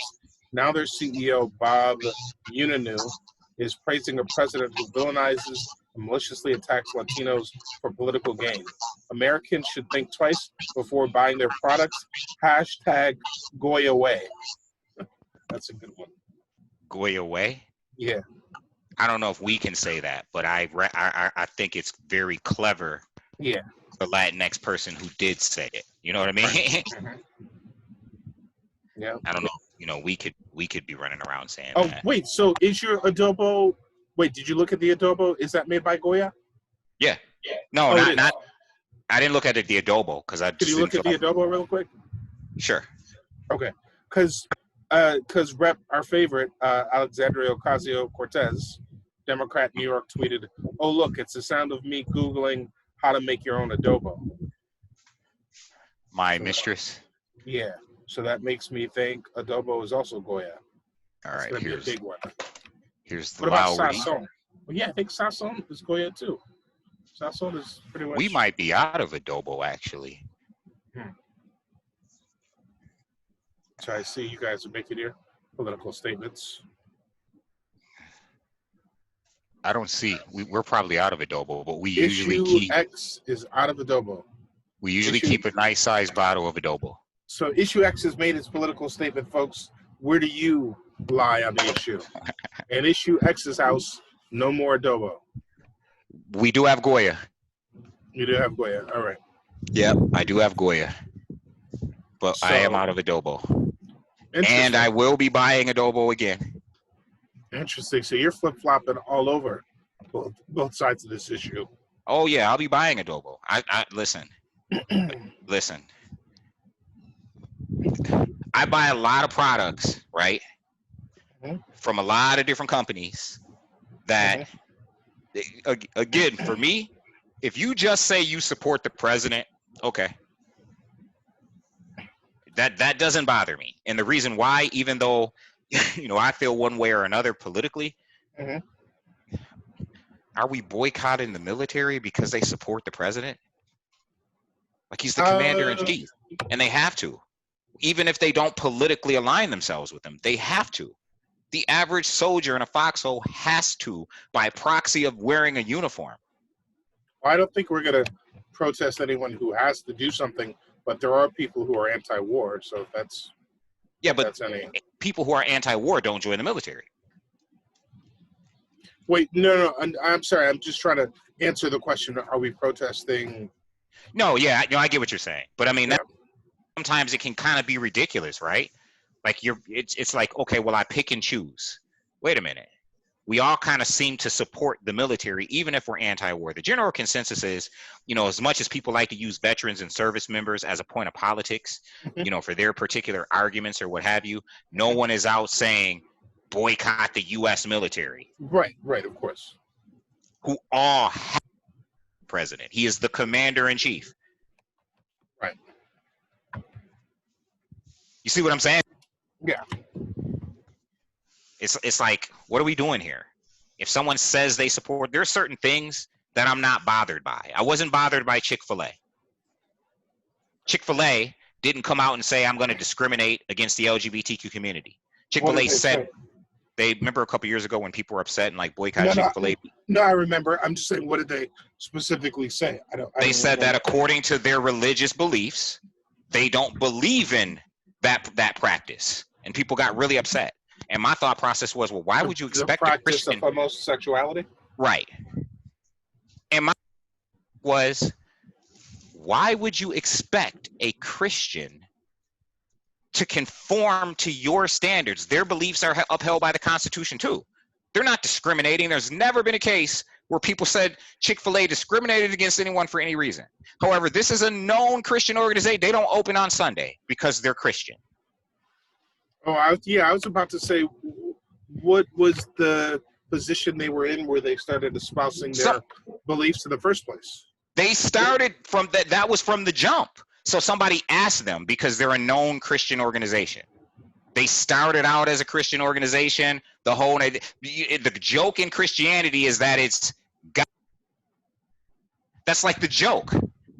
Okay, you cut out, but I think you said it's God's chicken. Is that what you said? That's like the joke. The generally accepted joke amongst Christian circles is that Chick-fil-A is God.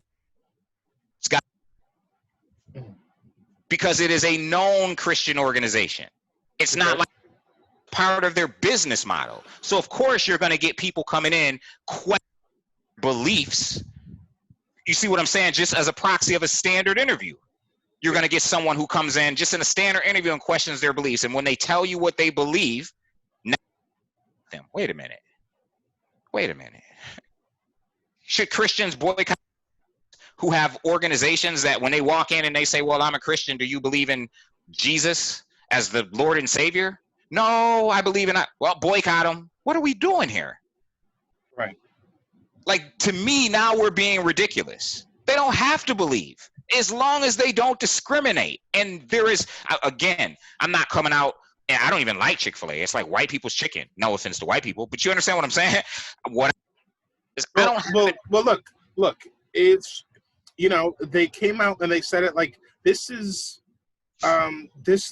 an orientation for a lot of people, right? So if Chick-fil-A came out and said, hey, it's against my religion to accept black people, and we said, well, we're not fucking with Chick-fil-A, then we're not fucking with it. You know? And now that, but you've kind of changed the argument. They didn't say it was against their religion to accept, because it isn't against their religion to accept homosexuality.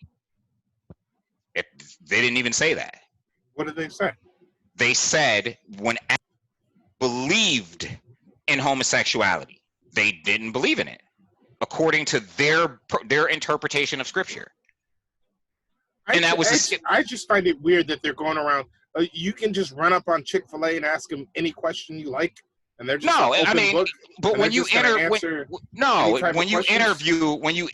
the CEO, you're subject. You know that once the CEO decides that an interview, he's kind of subject to whatever questions, unless he explicitly states certain things are off the table. He or she is subject to whatever.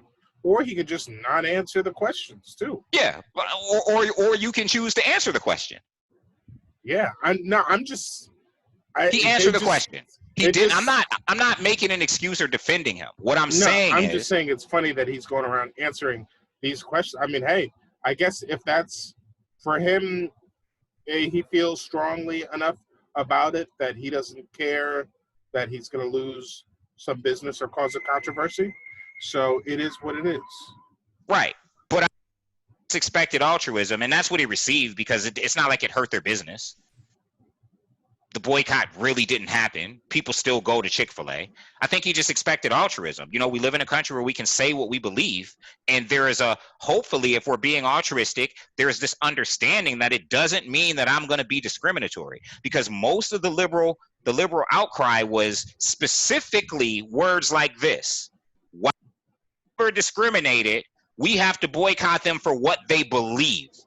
That's play for me. Sorry, I'm missing some of your words, but from what I'm gathering, it's like, look, you know, if you want to do this First Amendment thing and say you get to say how you feel and say what you believe, then take the consequences. Right? Then people are going to say, you can boycott them.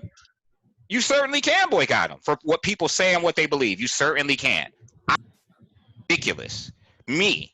If you choose, and the reason why is because what are you doing here? Are you inherently trying to change the way people think or change what they believe so that it conforms to yours? What if people just don't believe? Yeah, but that's not. Listen, it has, to me, like, if someone feels a certain way, and that to me is like wrong, then I'm gonna take my people. I'm gonna say, let's take our dollars and get the fuck up out of here. Okay, and that's fine. If we're not wanted, right? But they didn't say that they're not wanted. That's like, we don't believe in homosexuality, but we don't want you. The church isn't saying that. The church isn't saying we don't want you. They're saying we don't want you. They're not saying we don't want you to come. There are some organizations attached to the church and that represent the church that and will say things like that. I'm losing some of your words. There are some what organizations? Christian organizations that are shady and will say things like that. But the church in general is not They don't. Well, we're talking about the chicken place, though. We're not talking about the church in general. See, the thing is, the chicken place intimately ties itself with its religious beliefs. Like it's a business model. So you can't just like separate the two. It is a Christian organization by proxy of a business model. Okay. Here's what I'm trying to push back against. There's this whole idea like, oh, you're persecuting people for their beliefs. If your belief is my like orientation is wrong, then I'm gonna feel some type of way about that.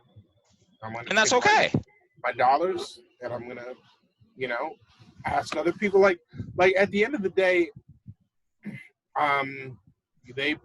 maybe they lost money from gay folks and their friends, but maybe they made up for it. Right. Hold on just a second, Flav. Yeah.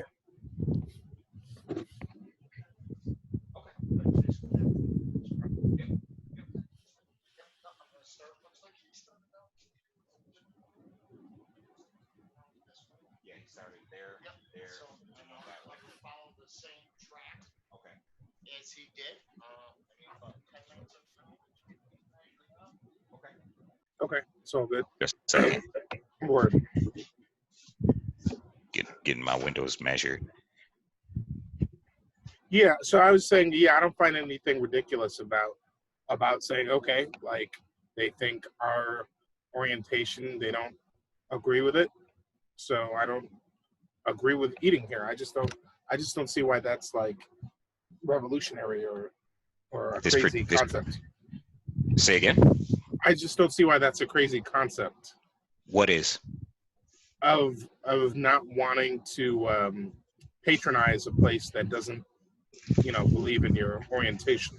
I think you've changed the dialogue a little though. I don't think it's a crazy concept at all, if that's what you're saying. Boycotting is different than choosing not to patronize. How? Say again? What's the difference? Well, when you're calling for people to boycott who may not necessarily agree with you, but happen to agree with the sentiment because you're compatible politically, that's different than you just saying, these people don't agree with me. I'm just not going to go there. I don't really, the words that you just said sounded weird to me. And that's what happened though. Well, I want to say what you said, but I don't want you to think I'm like misconstruing what you said. No, say it any way you need to say it. Okay, so you're saying that in a boycott, people who don't necessarily agree with me but are aligned with me politically are going to rock with me and do the same thing? No. I'm saying that can be the expectation and can also be the outcome. But what I really was saying there was that was the intent. People who, for instance, I have people who support the LGBT community on my Facebook site that are not members of that community, who specifically came out and said, we need to boycott them because. Okay. And they were literally calling on or asking for assistance from those who align with them politically, as opposed to, and so that there's a difference between what you said. You said, well, it's more active. Right. It's proactive. It's a call to cancel a thing because of a belief. Whereas what you described was, if somebody doesn't agree with something that I believe and I choose not to spend my money with them, I don't see what's so crazy about that. Well, you're right. But that's not what they were doing. They weren't just saying, okay, well, I'm not going to spend my money. Well, I mean, it's that's what I think is kind of ridiculous. Well, again, I mean, maybe because you're not in that community. I mean, maybe if I'm speaking about people who also weren't in that community. Yeah, but maybe they feel stronger. They feel stronger about their, about their gay friends or allies, or maybe they're Yeah, more politically again, inclined. there is a difference though, and I think it's ridiculous. Is all. No, I hear you. I mean, That's just me, my perspective on that though. I just kind of think it's like, you know, yes, you should and can suffer consequences for things that you say or do. Sure, I hear you. That's just, you know, public opinion, and that court tries you. And yes, I have no problem with that. I get it. However, when those, it's like no, entrapment. just because it's like a belief, it's like there's like this weird, like, we're not supposed to treat people who have like beliefs that are discriminatory like we do everyone else. Like, See, there's the thing. That's So- where I kept so, like- prefacing though. There is no discrimination. Not believing in something does not equate to being discriminatory. well, okay. I mean, what if they said they don't believe in black people? Well, come on now. That's not even the same. That would be them playing make believe. Ah, very interesting. So now we get to the nitty gritty. Right. So because you feel like a person's color is like this real thing that's obvious, but like nature and homosexuality and a person's sexual orientation is not this obvious thing. no, I didn't say that at all. I think you understand the semantical differences between believing what you see and believing that something is an acceptable practice, whether they discriminate against it or not. Okay. According Okay, to sorry. Let me make a better. Okay, you are right. The argument that I'm making is not. It doesn't really make sense, and I'm trying to make it make sense. So let's say they don't believe in interracial marriage.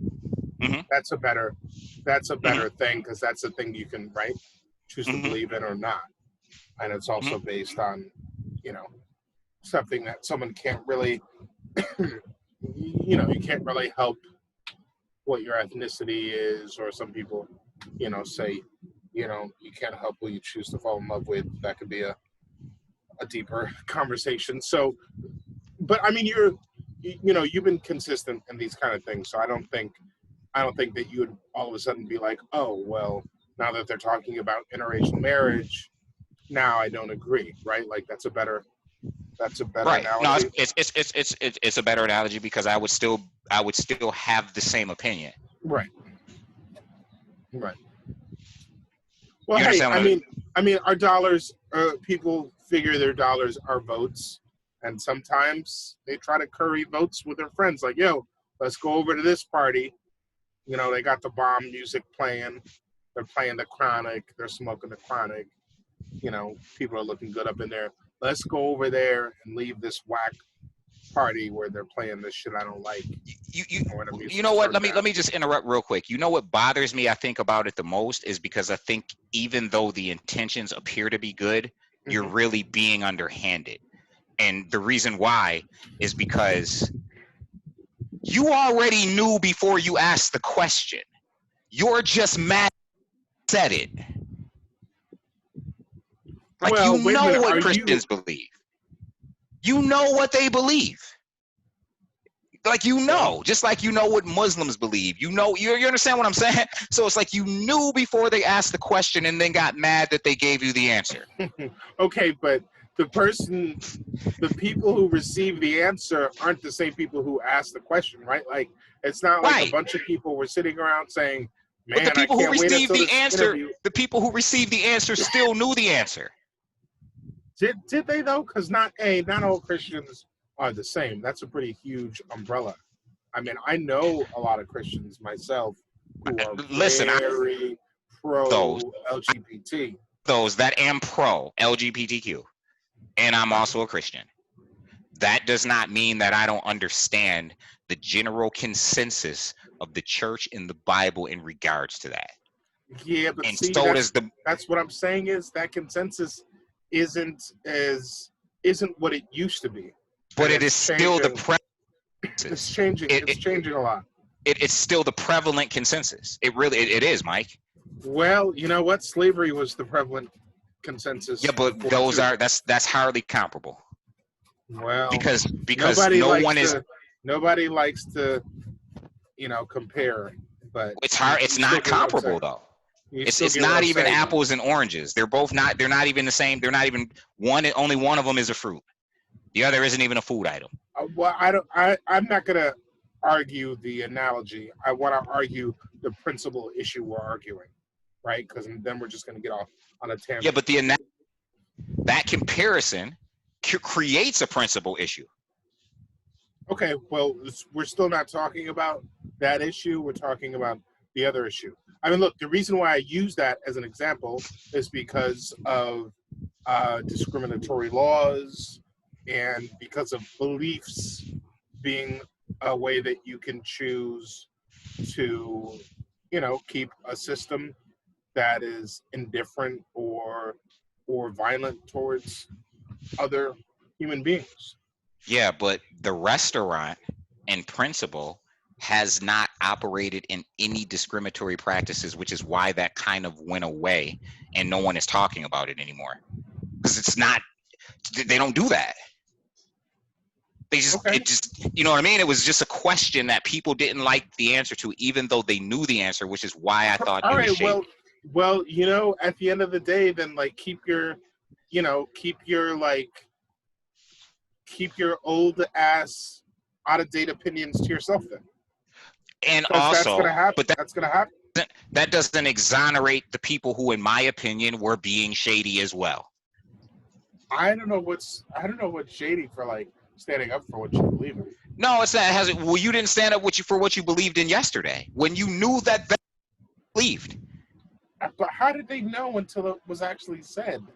Well, because we operate under the known assumption, right? No. Well, you do. They didn't. Well, come on, Mike. Now you're being the devil and Lilith's advocate. No, You're not just being the devil's. A Christian label is a huge umbrella. Yeah. And you being the person making the argument isn't even on the same side of the umbrella that you're talking about. So I don't know if people. But what you're doing though is you're exonerating for the purposes of conversation, for dialogue. You're exonerating something that we know to be very negative about a very large group that where we recognize have been oppressive.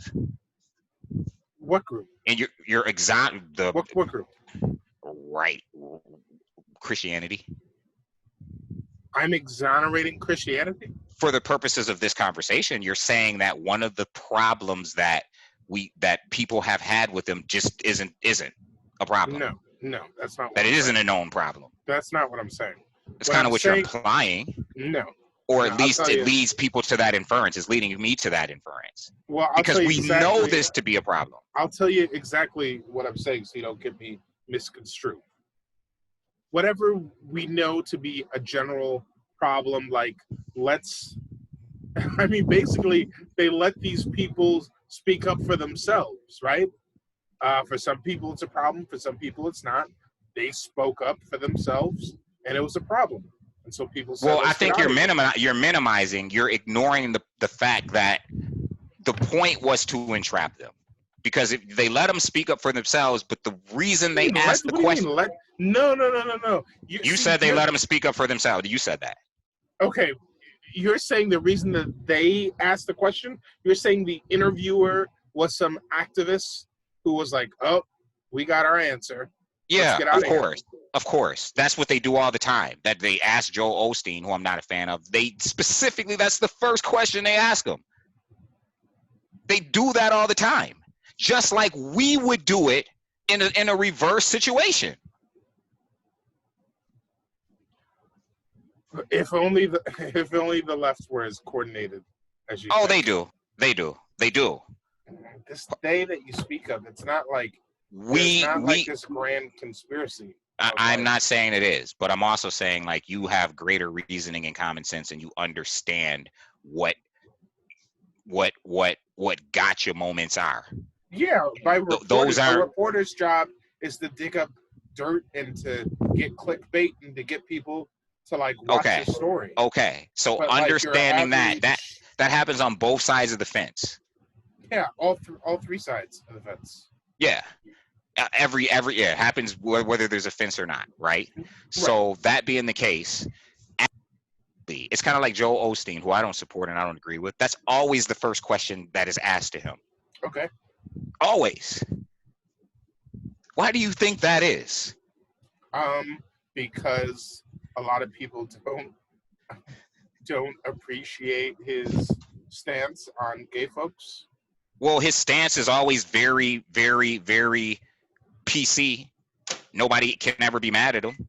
His answer is not an answer that people get mad at. No one answer. Because you can't. No one is giving him problems for this answer? No, because he always deflects. His answer is Jesus loves everybody. That's a good answer. Yeah. Thank you, man. Okay, cool. Hey, thanks, man. Have a good one, man. That's a good answer. Really? He said he wasn't installed until October. No, they come to install. Oh, okay. Okay. Oh, okay. Okay. Okay. Yeah. I got this perfect. I want to come back and see you, but maybe for doors or something else. I don't want to come back and see you. For yeah. I hear you. Oh, that's awesome. They follow me from when I go start up a new window company. Mm-hmm. They all left Comfort when I came over here to open this up. Mm-hmm. They all followed me over here. Same with the salesmen, the office personnel, everybody. Oh, that's awesome, man. I appreciate it. I appreciate it, man. Yo, thank you. I appreciate you. That was quick. That was timely. I appreciate it, man.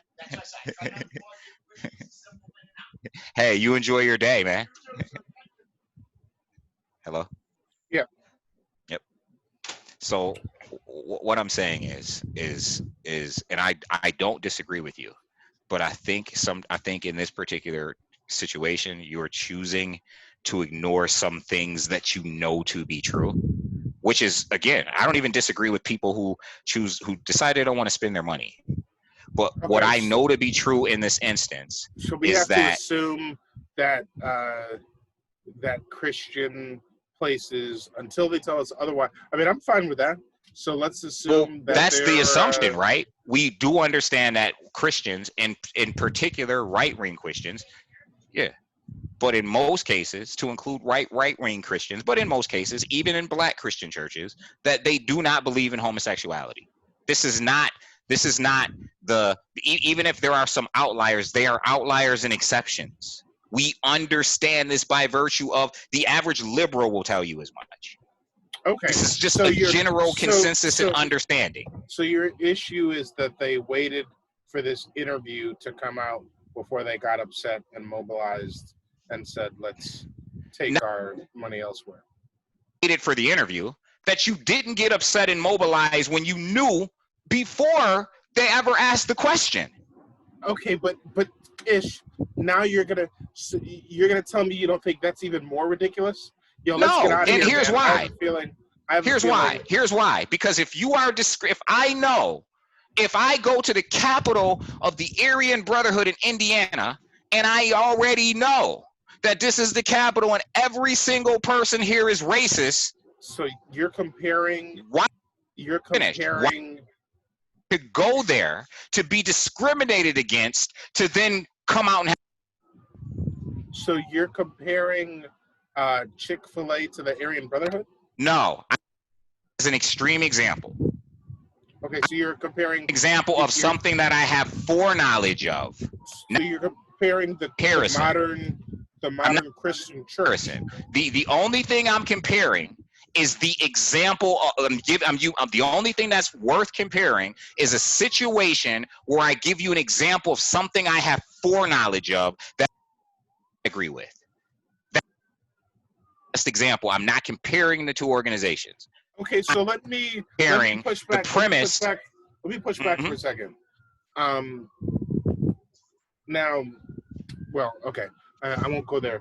When I first heard about this, I had no idea that they were Chick-fil-A was a Christian organization. And even to this day, years later, until you just told me that, I didn't know. Okay. I just figured they just came out And that's and said what they said. no, by the way, What's that's a that? valid point that you're getting to. Go on. Yeah. No, I just figured they came out and said what they said. And then people got upset and were like, why'd you say that? Even if you felt it, you didn't have to say that. That's fucked up. Yo, these people don't like us. Let's get out of here. You know? Now, kind of like but the same way your teacher just kind of like came out and was like, yo, I don't want my daughter marrying a black man. That's like, okay, I know we're having a discussion, but where the hell did that come from? okay. No,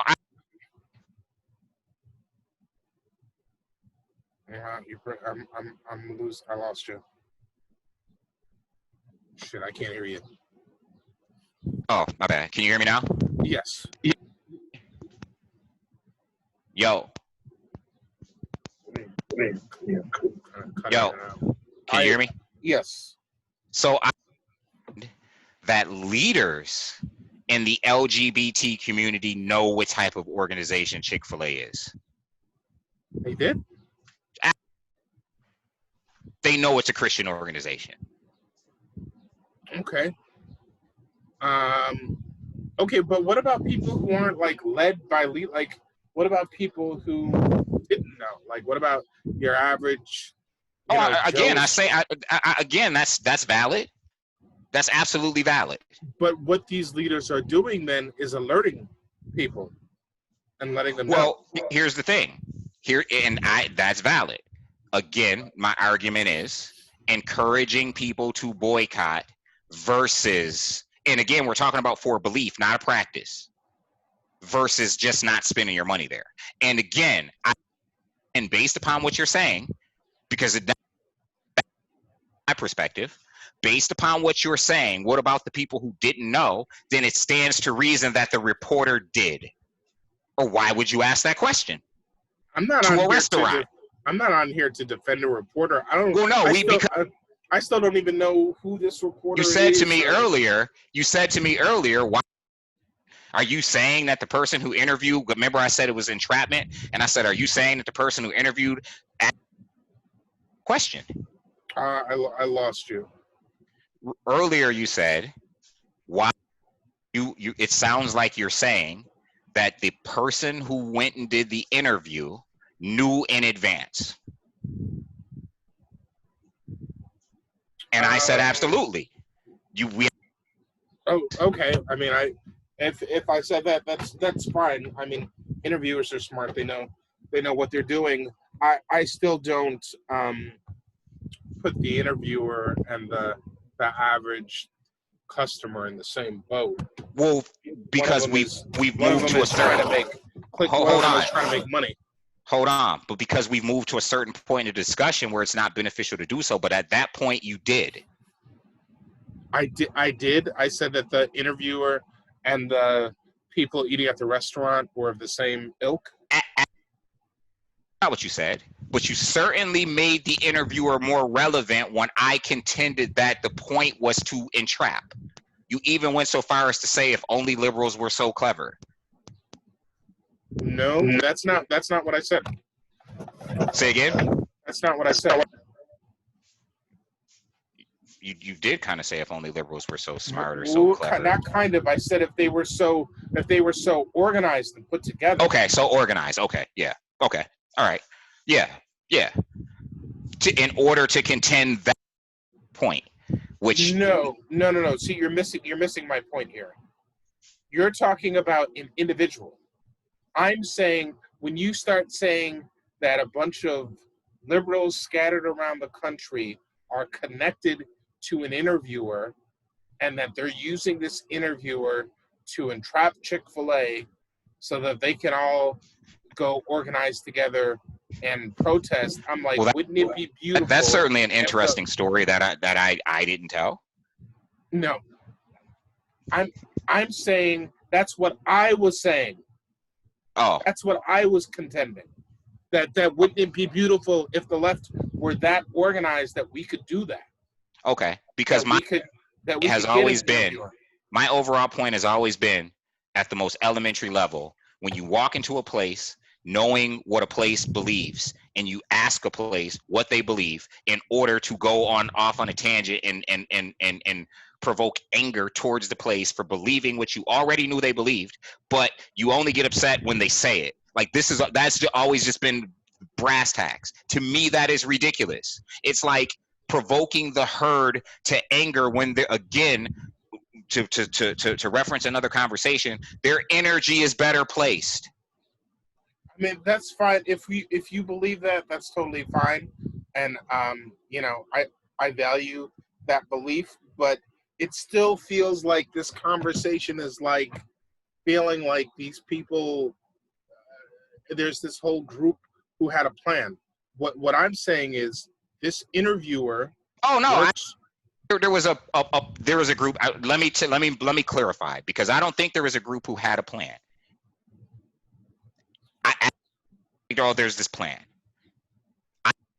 That once they, again, I'll reiterate what I said earlier, then I want to let you have the mic. What I said earlier, I think that once people remember I said earlier, you only got mad because they said what you already knew they believed. Yeah. My thing goes back to what I feel are the negative aspects of cancel culture.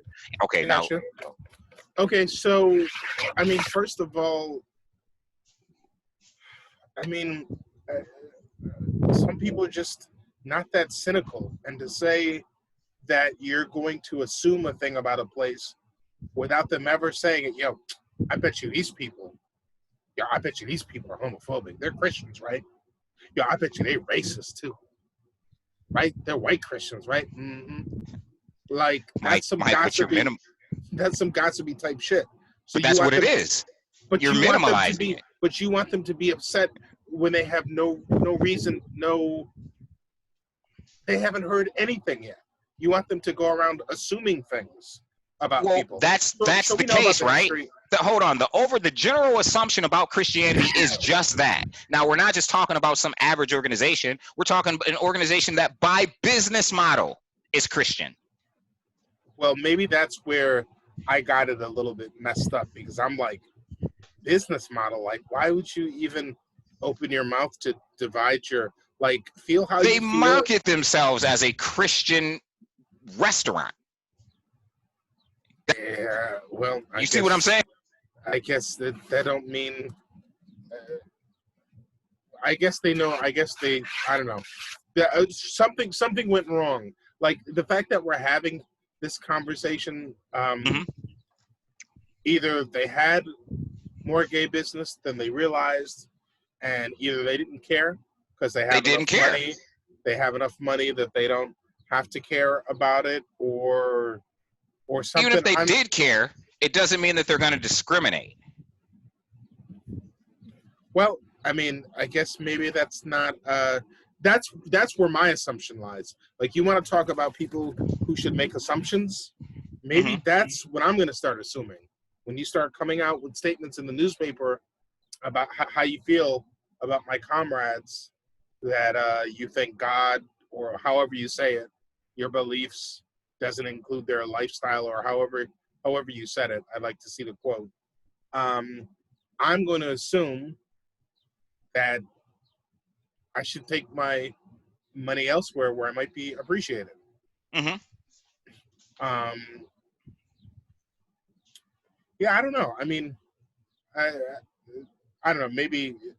Maybe I think Christianity's changing, or maybe I'm in a bubble or something, or maybe I've run into a lot of progressive folks, but I just don't. I don't know. I just don't make that assumption. Even if it were like 60-40, I wouldn't just make that assumption. Okay. Right? I need you to turn up. 60-40 is a lot. I need you to turn up. You need me to turn up? I'm just messing with you, man. normally he turns up by now. Yeah, that is true. That is true. I definitely go back and look back every time we've turned up, and I'm like, oh, when we were saying it, I was like, damn, am I being too this or too that? But when I watch it, I'm like, oh, this shit is fun to watch.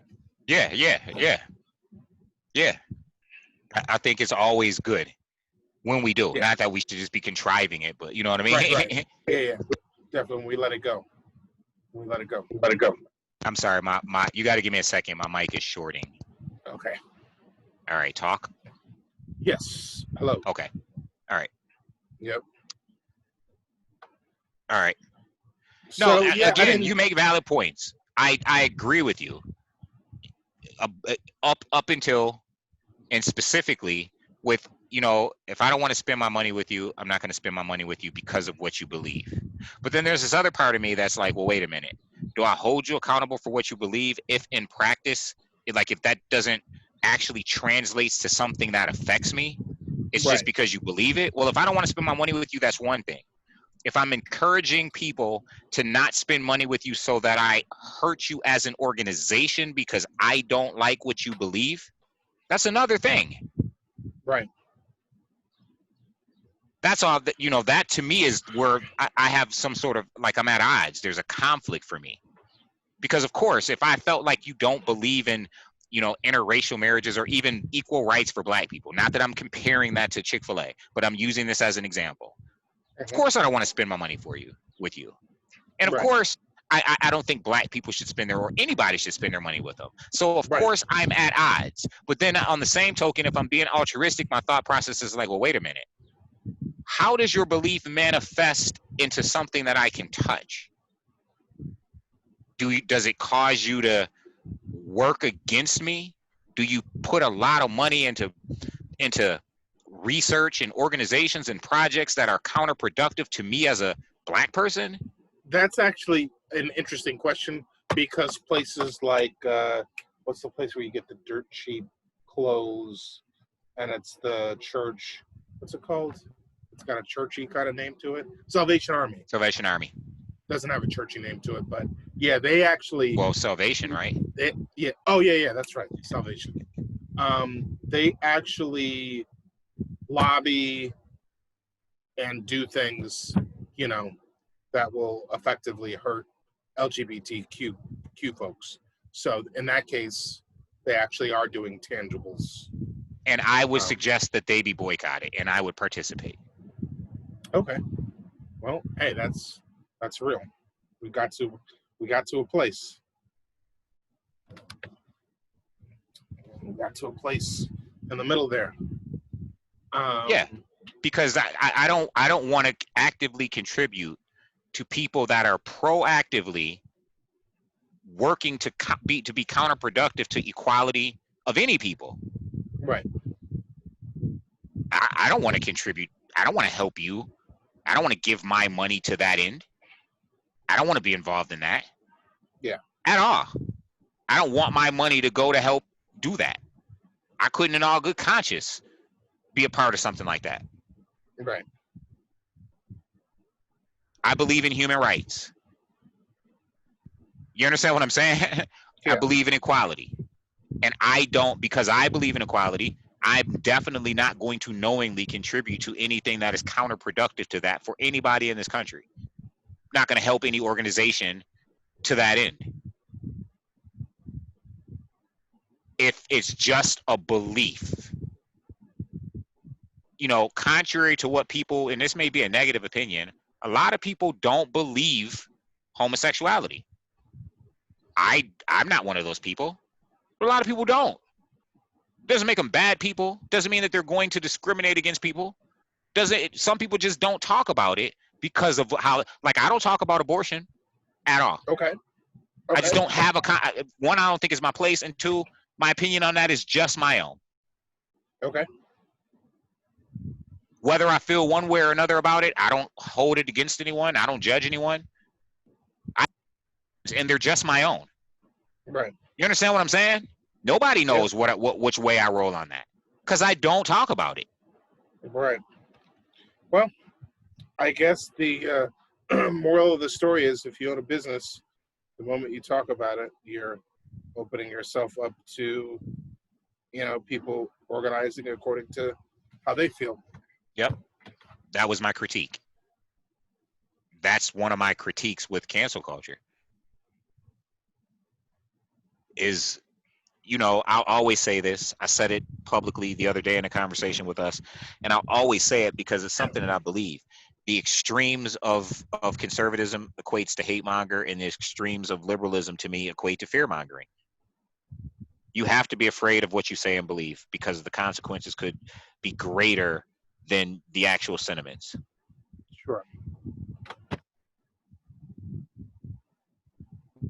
You know, it could just be greater than actually what you said. What you said may not really even impact people. It just may anger people, and then you're going to be impacted you could potentially be impacted at a greater level than the actual weight of your words. Right. Because people are mad that you said it. Right. Care if they can't take anything from you. If you're just Mike or Tom who lives up the block and works at the corner store, they're not. They don't even. Well, we talked about this too, though, right? They are taking from Mike and Tom who live up the block. They see you in a video, you know, in blackface or something. You might not have your. Hold on. If you work at the corner store, they're just going to put you on blast. But go to a college or work at somewhere reputable, and they want your job. Yeah, like McDonald's or something. No, they don't even care about the McDonald's worker. They're not even like, yo, fire him. He works at McDonald's. I don't know. They've been. That's where I think you and I agreed was like they were taking people out of like these rinky-dink, you know, Target kind of like. Yeah, places. yeah. They were like we did, doxing, yeah. It's like we don't even want you to live anymore. Yeah. Nope, we don't want you to be able to make money and put food on your table ever again. For real. Like what? No, some people absolutely deserve to be canceled on some level. But then how far do we cancel? Are we looking them up 2 years later and seeing that, you know, they're working somewhere else? Are we then saying, hey, do you know what he did 2 years ago? We already canceled him from here and here. Oh, you're the one that's going to hire him? You know what I'm saying? Like, yeah. What do you mean you're giving them social services? Now we got to pay for them? We already made it so that they can't work anymore. Now we got to pay for them too? You know what I'm saying? Yeah. What do you mean food stamps? Oh, you sold them that hamburger? Huh? Boycott Burger King because you sold the person who doesn't believe in Adidas a Whopper. Let me stop. I'm obviously being, you know, exaggerative or extreme, but you know what I'm saying, man. I got you. Again, I do believe in the positive aspects of cancel culture. Yeah. You know, I am always cognizant because I try to be fair and altruistic of at which point do we cross a threshold. And if we're standing at that threshold, do we have a responsibility to recognize the threshold and say, okay.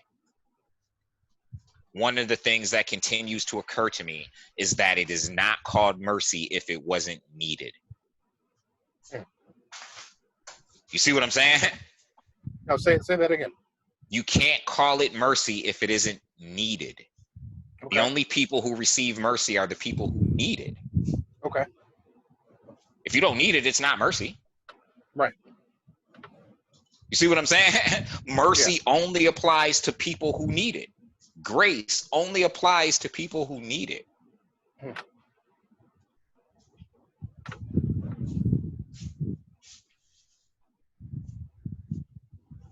That doesn't mean you should just be exonerated.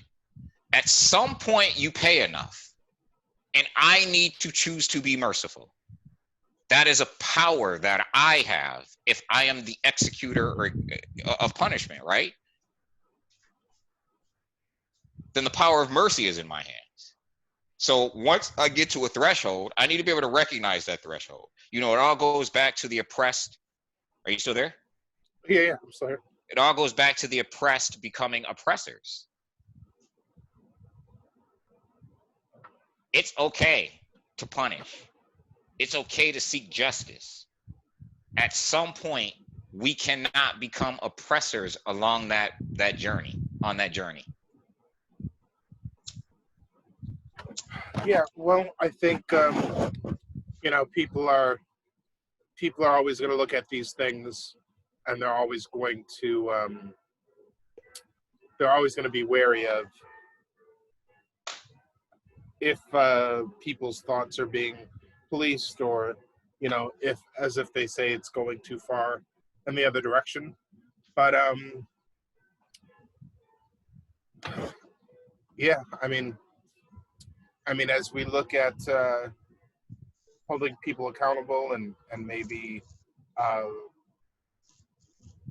using police less or using prisons less, you know, maybe this is the new way that people like right wrongs, or try to navigate, you know, what they think is right or wrong. I mean, at the end of the day, it goes both ways, right? You have your business that's a private business. You can serve who you want to, and then people can organize how they want to and decide what business they want to patronize. I think it all goes back to really at a certain point, you know, if you're going to espouse your beliefs, then you're going to have consequences. So some might decide to like not So talk then that about. leads me to a question, Mike. Mhm. That leads me to a question. Yeah. Because it's interesting, and I wonder what the line between consequence and discrimination is. And hear me out. Constitution protects creed and belief.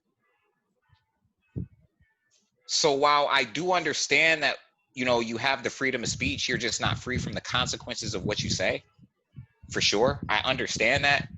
Yeah. How fine is the line between the protections that come with the Constitution and being held accountable for what you believe? I mean, they're one and the same, right? Well, at some point, would it be fair to say that if I lose everything because somebody asked me what I believe and I told them, is it fair to say at some point that I'm being discriminated against? Brother, for you to lose everything because of what you were asked or what you told someone, you must have some pretty fucked up beliefs. Because there's going to be enough people in this country that a lot of people are going to agree with you, no matter what you say. So I don't think, unless you're in a town of 2 people and your business requires both of them to agree to the same thing, I think you're going to be okay.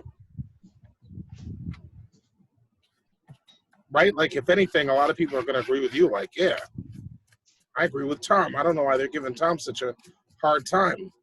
Right? Now that guy is going to eat at your place just to make a point, and so are his buddies. Right? Like, I think people take it too far now. Did you call me brother? Like, did I call you brother? I feel that was a racial epithet. I don't know if I called you brother. You did. You're like, brother, if you lose everything, we are brothers. But I'm just saying, for the purpose of this conversation, I feel like you're stereotyping me. No, never. But you see what I mean? I think in these conversations, people give it too much power to be like, oh, they're trying to take everything from me. Like, all right, it's a little boycott. Like, first of all, in order for a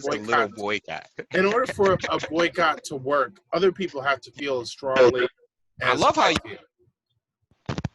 So what? I love how you do that. I mean, but other people have to feel as strongly as I feel. Sometimes I'm that way, but it's just a little boycott. But yeah, other people have to feel as strongly as I feel in order for it to work. Right? Hey, Mike, hold on to that thought for just a second. I have to just run into the kitchen, and I can't take my phone with me because I just put it on the charger. Okay.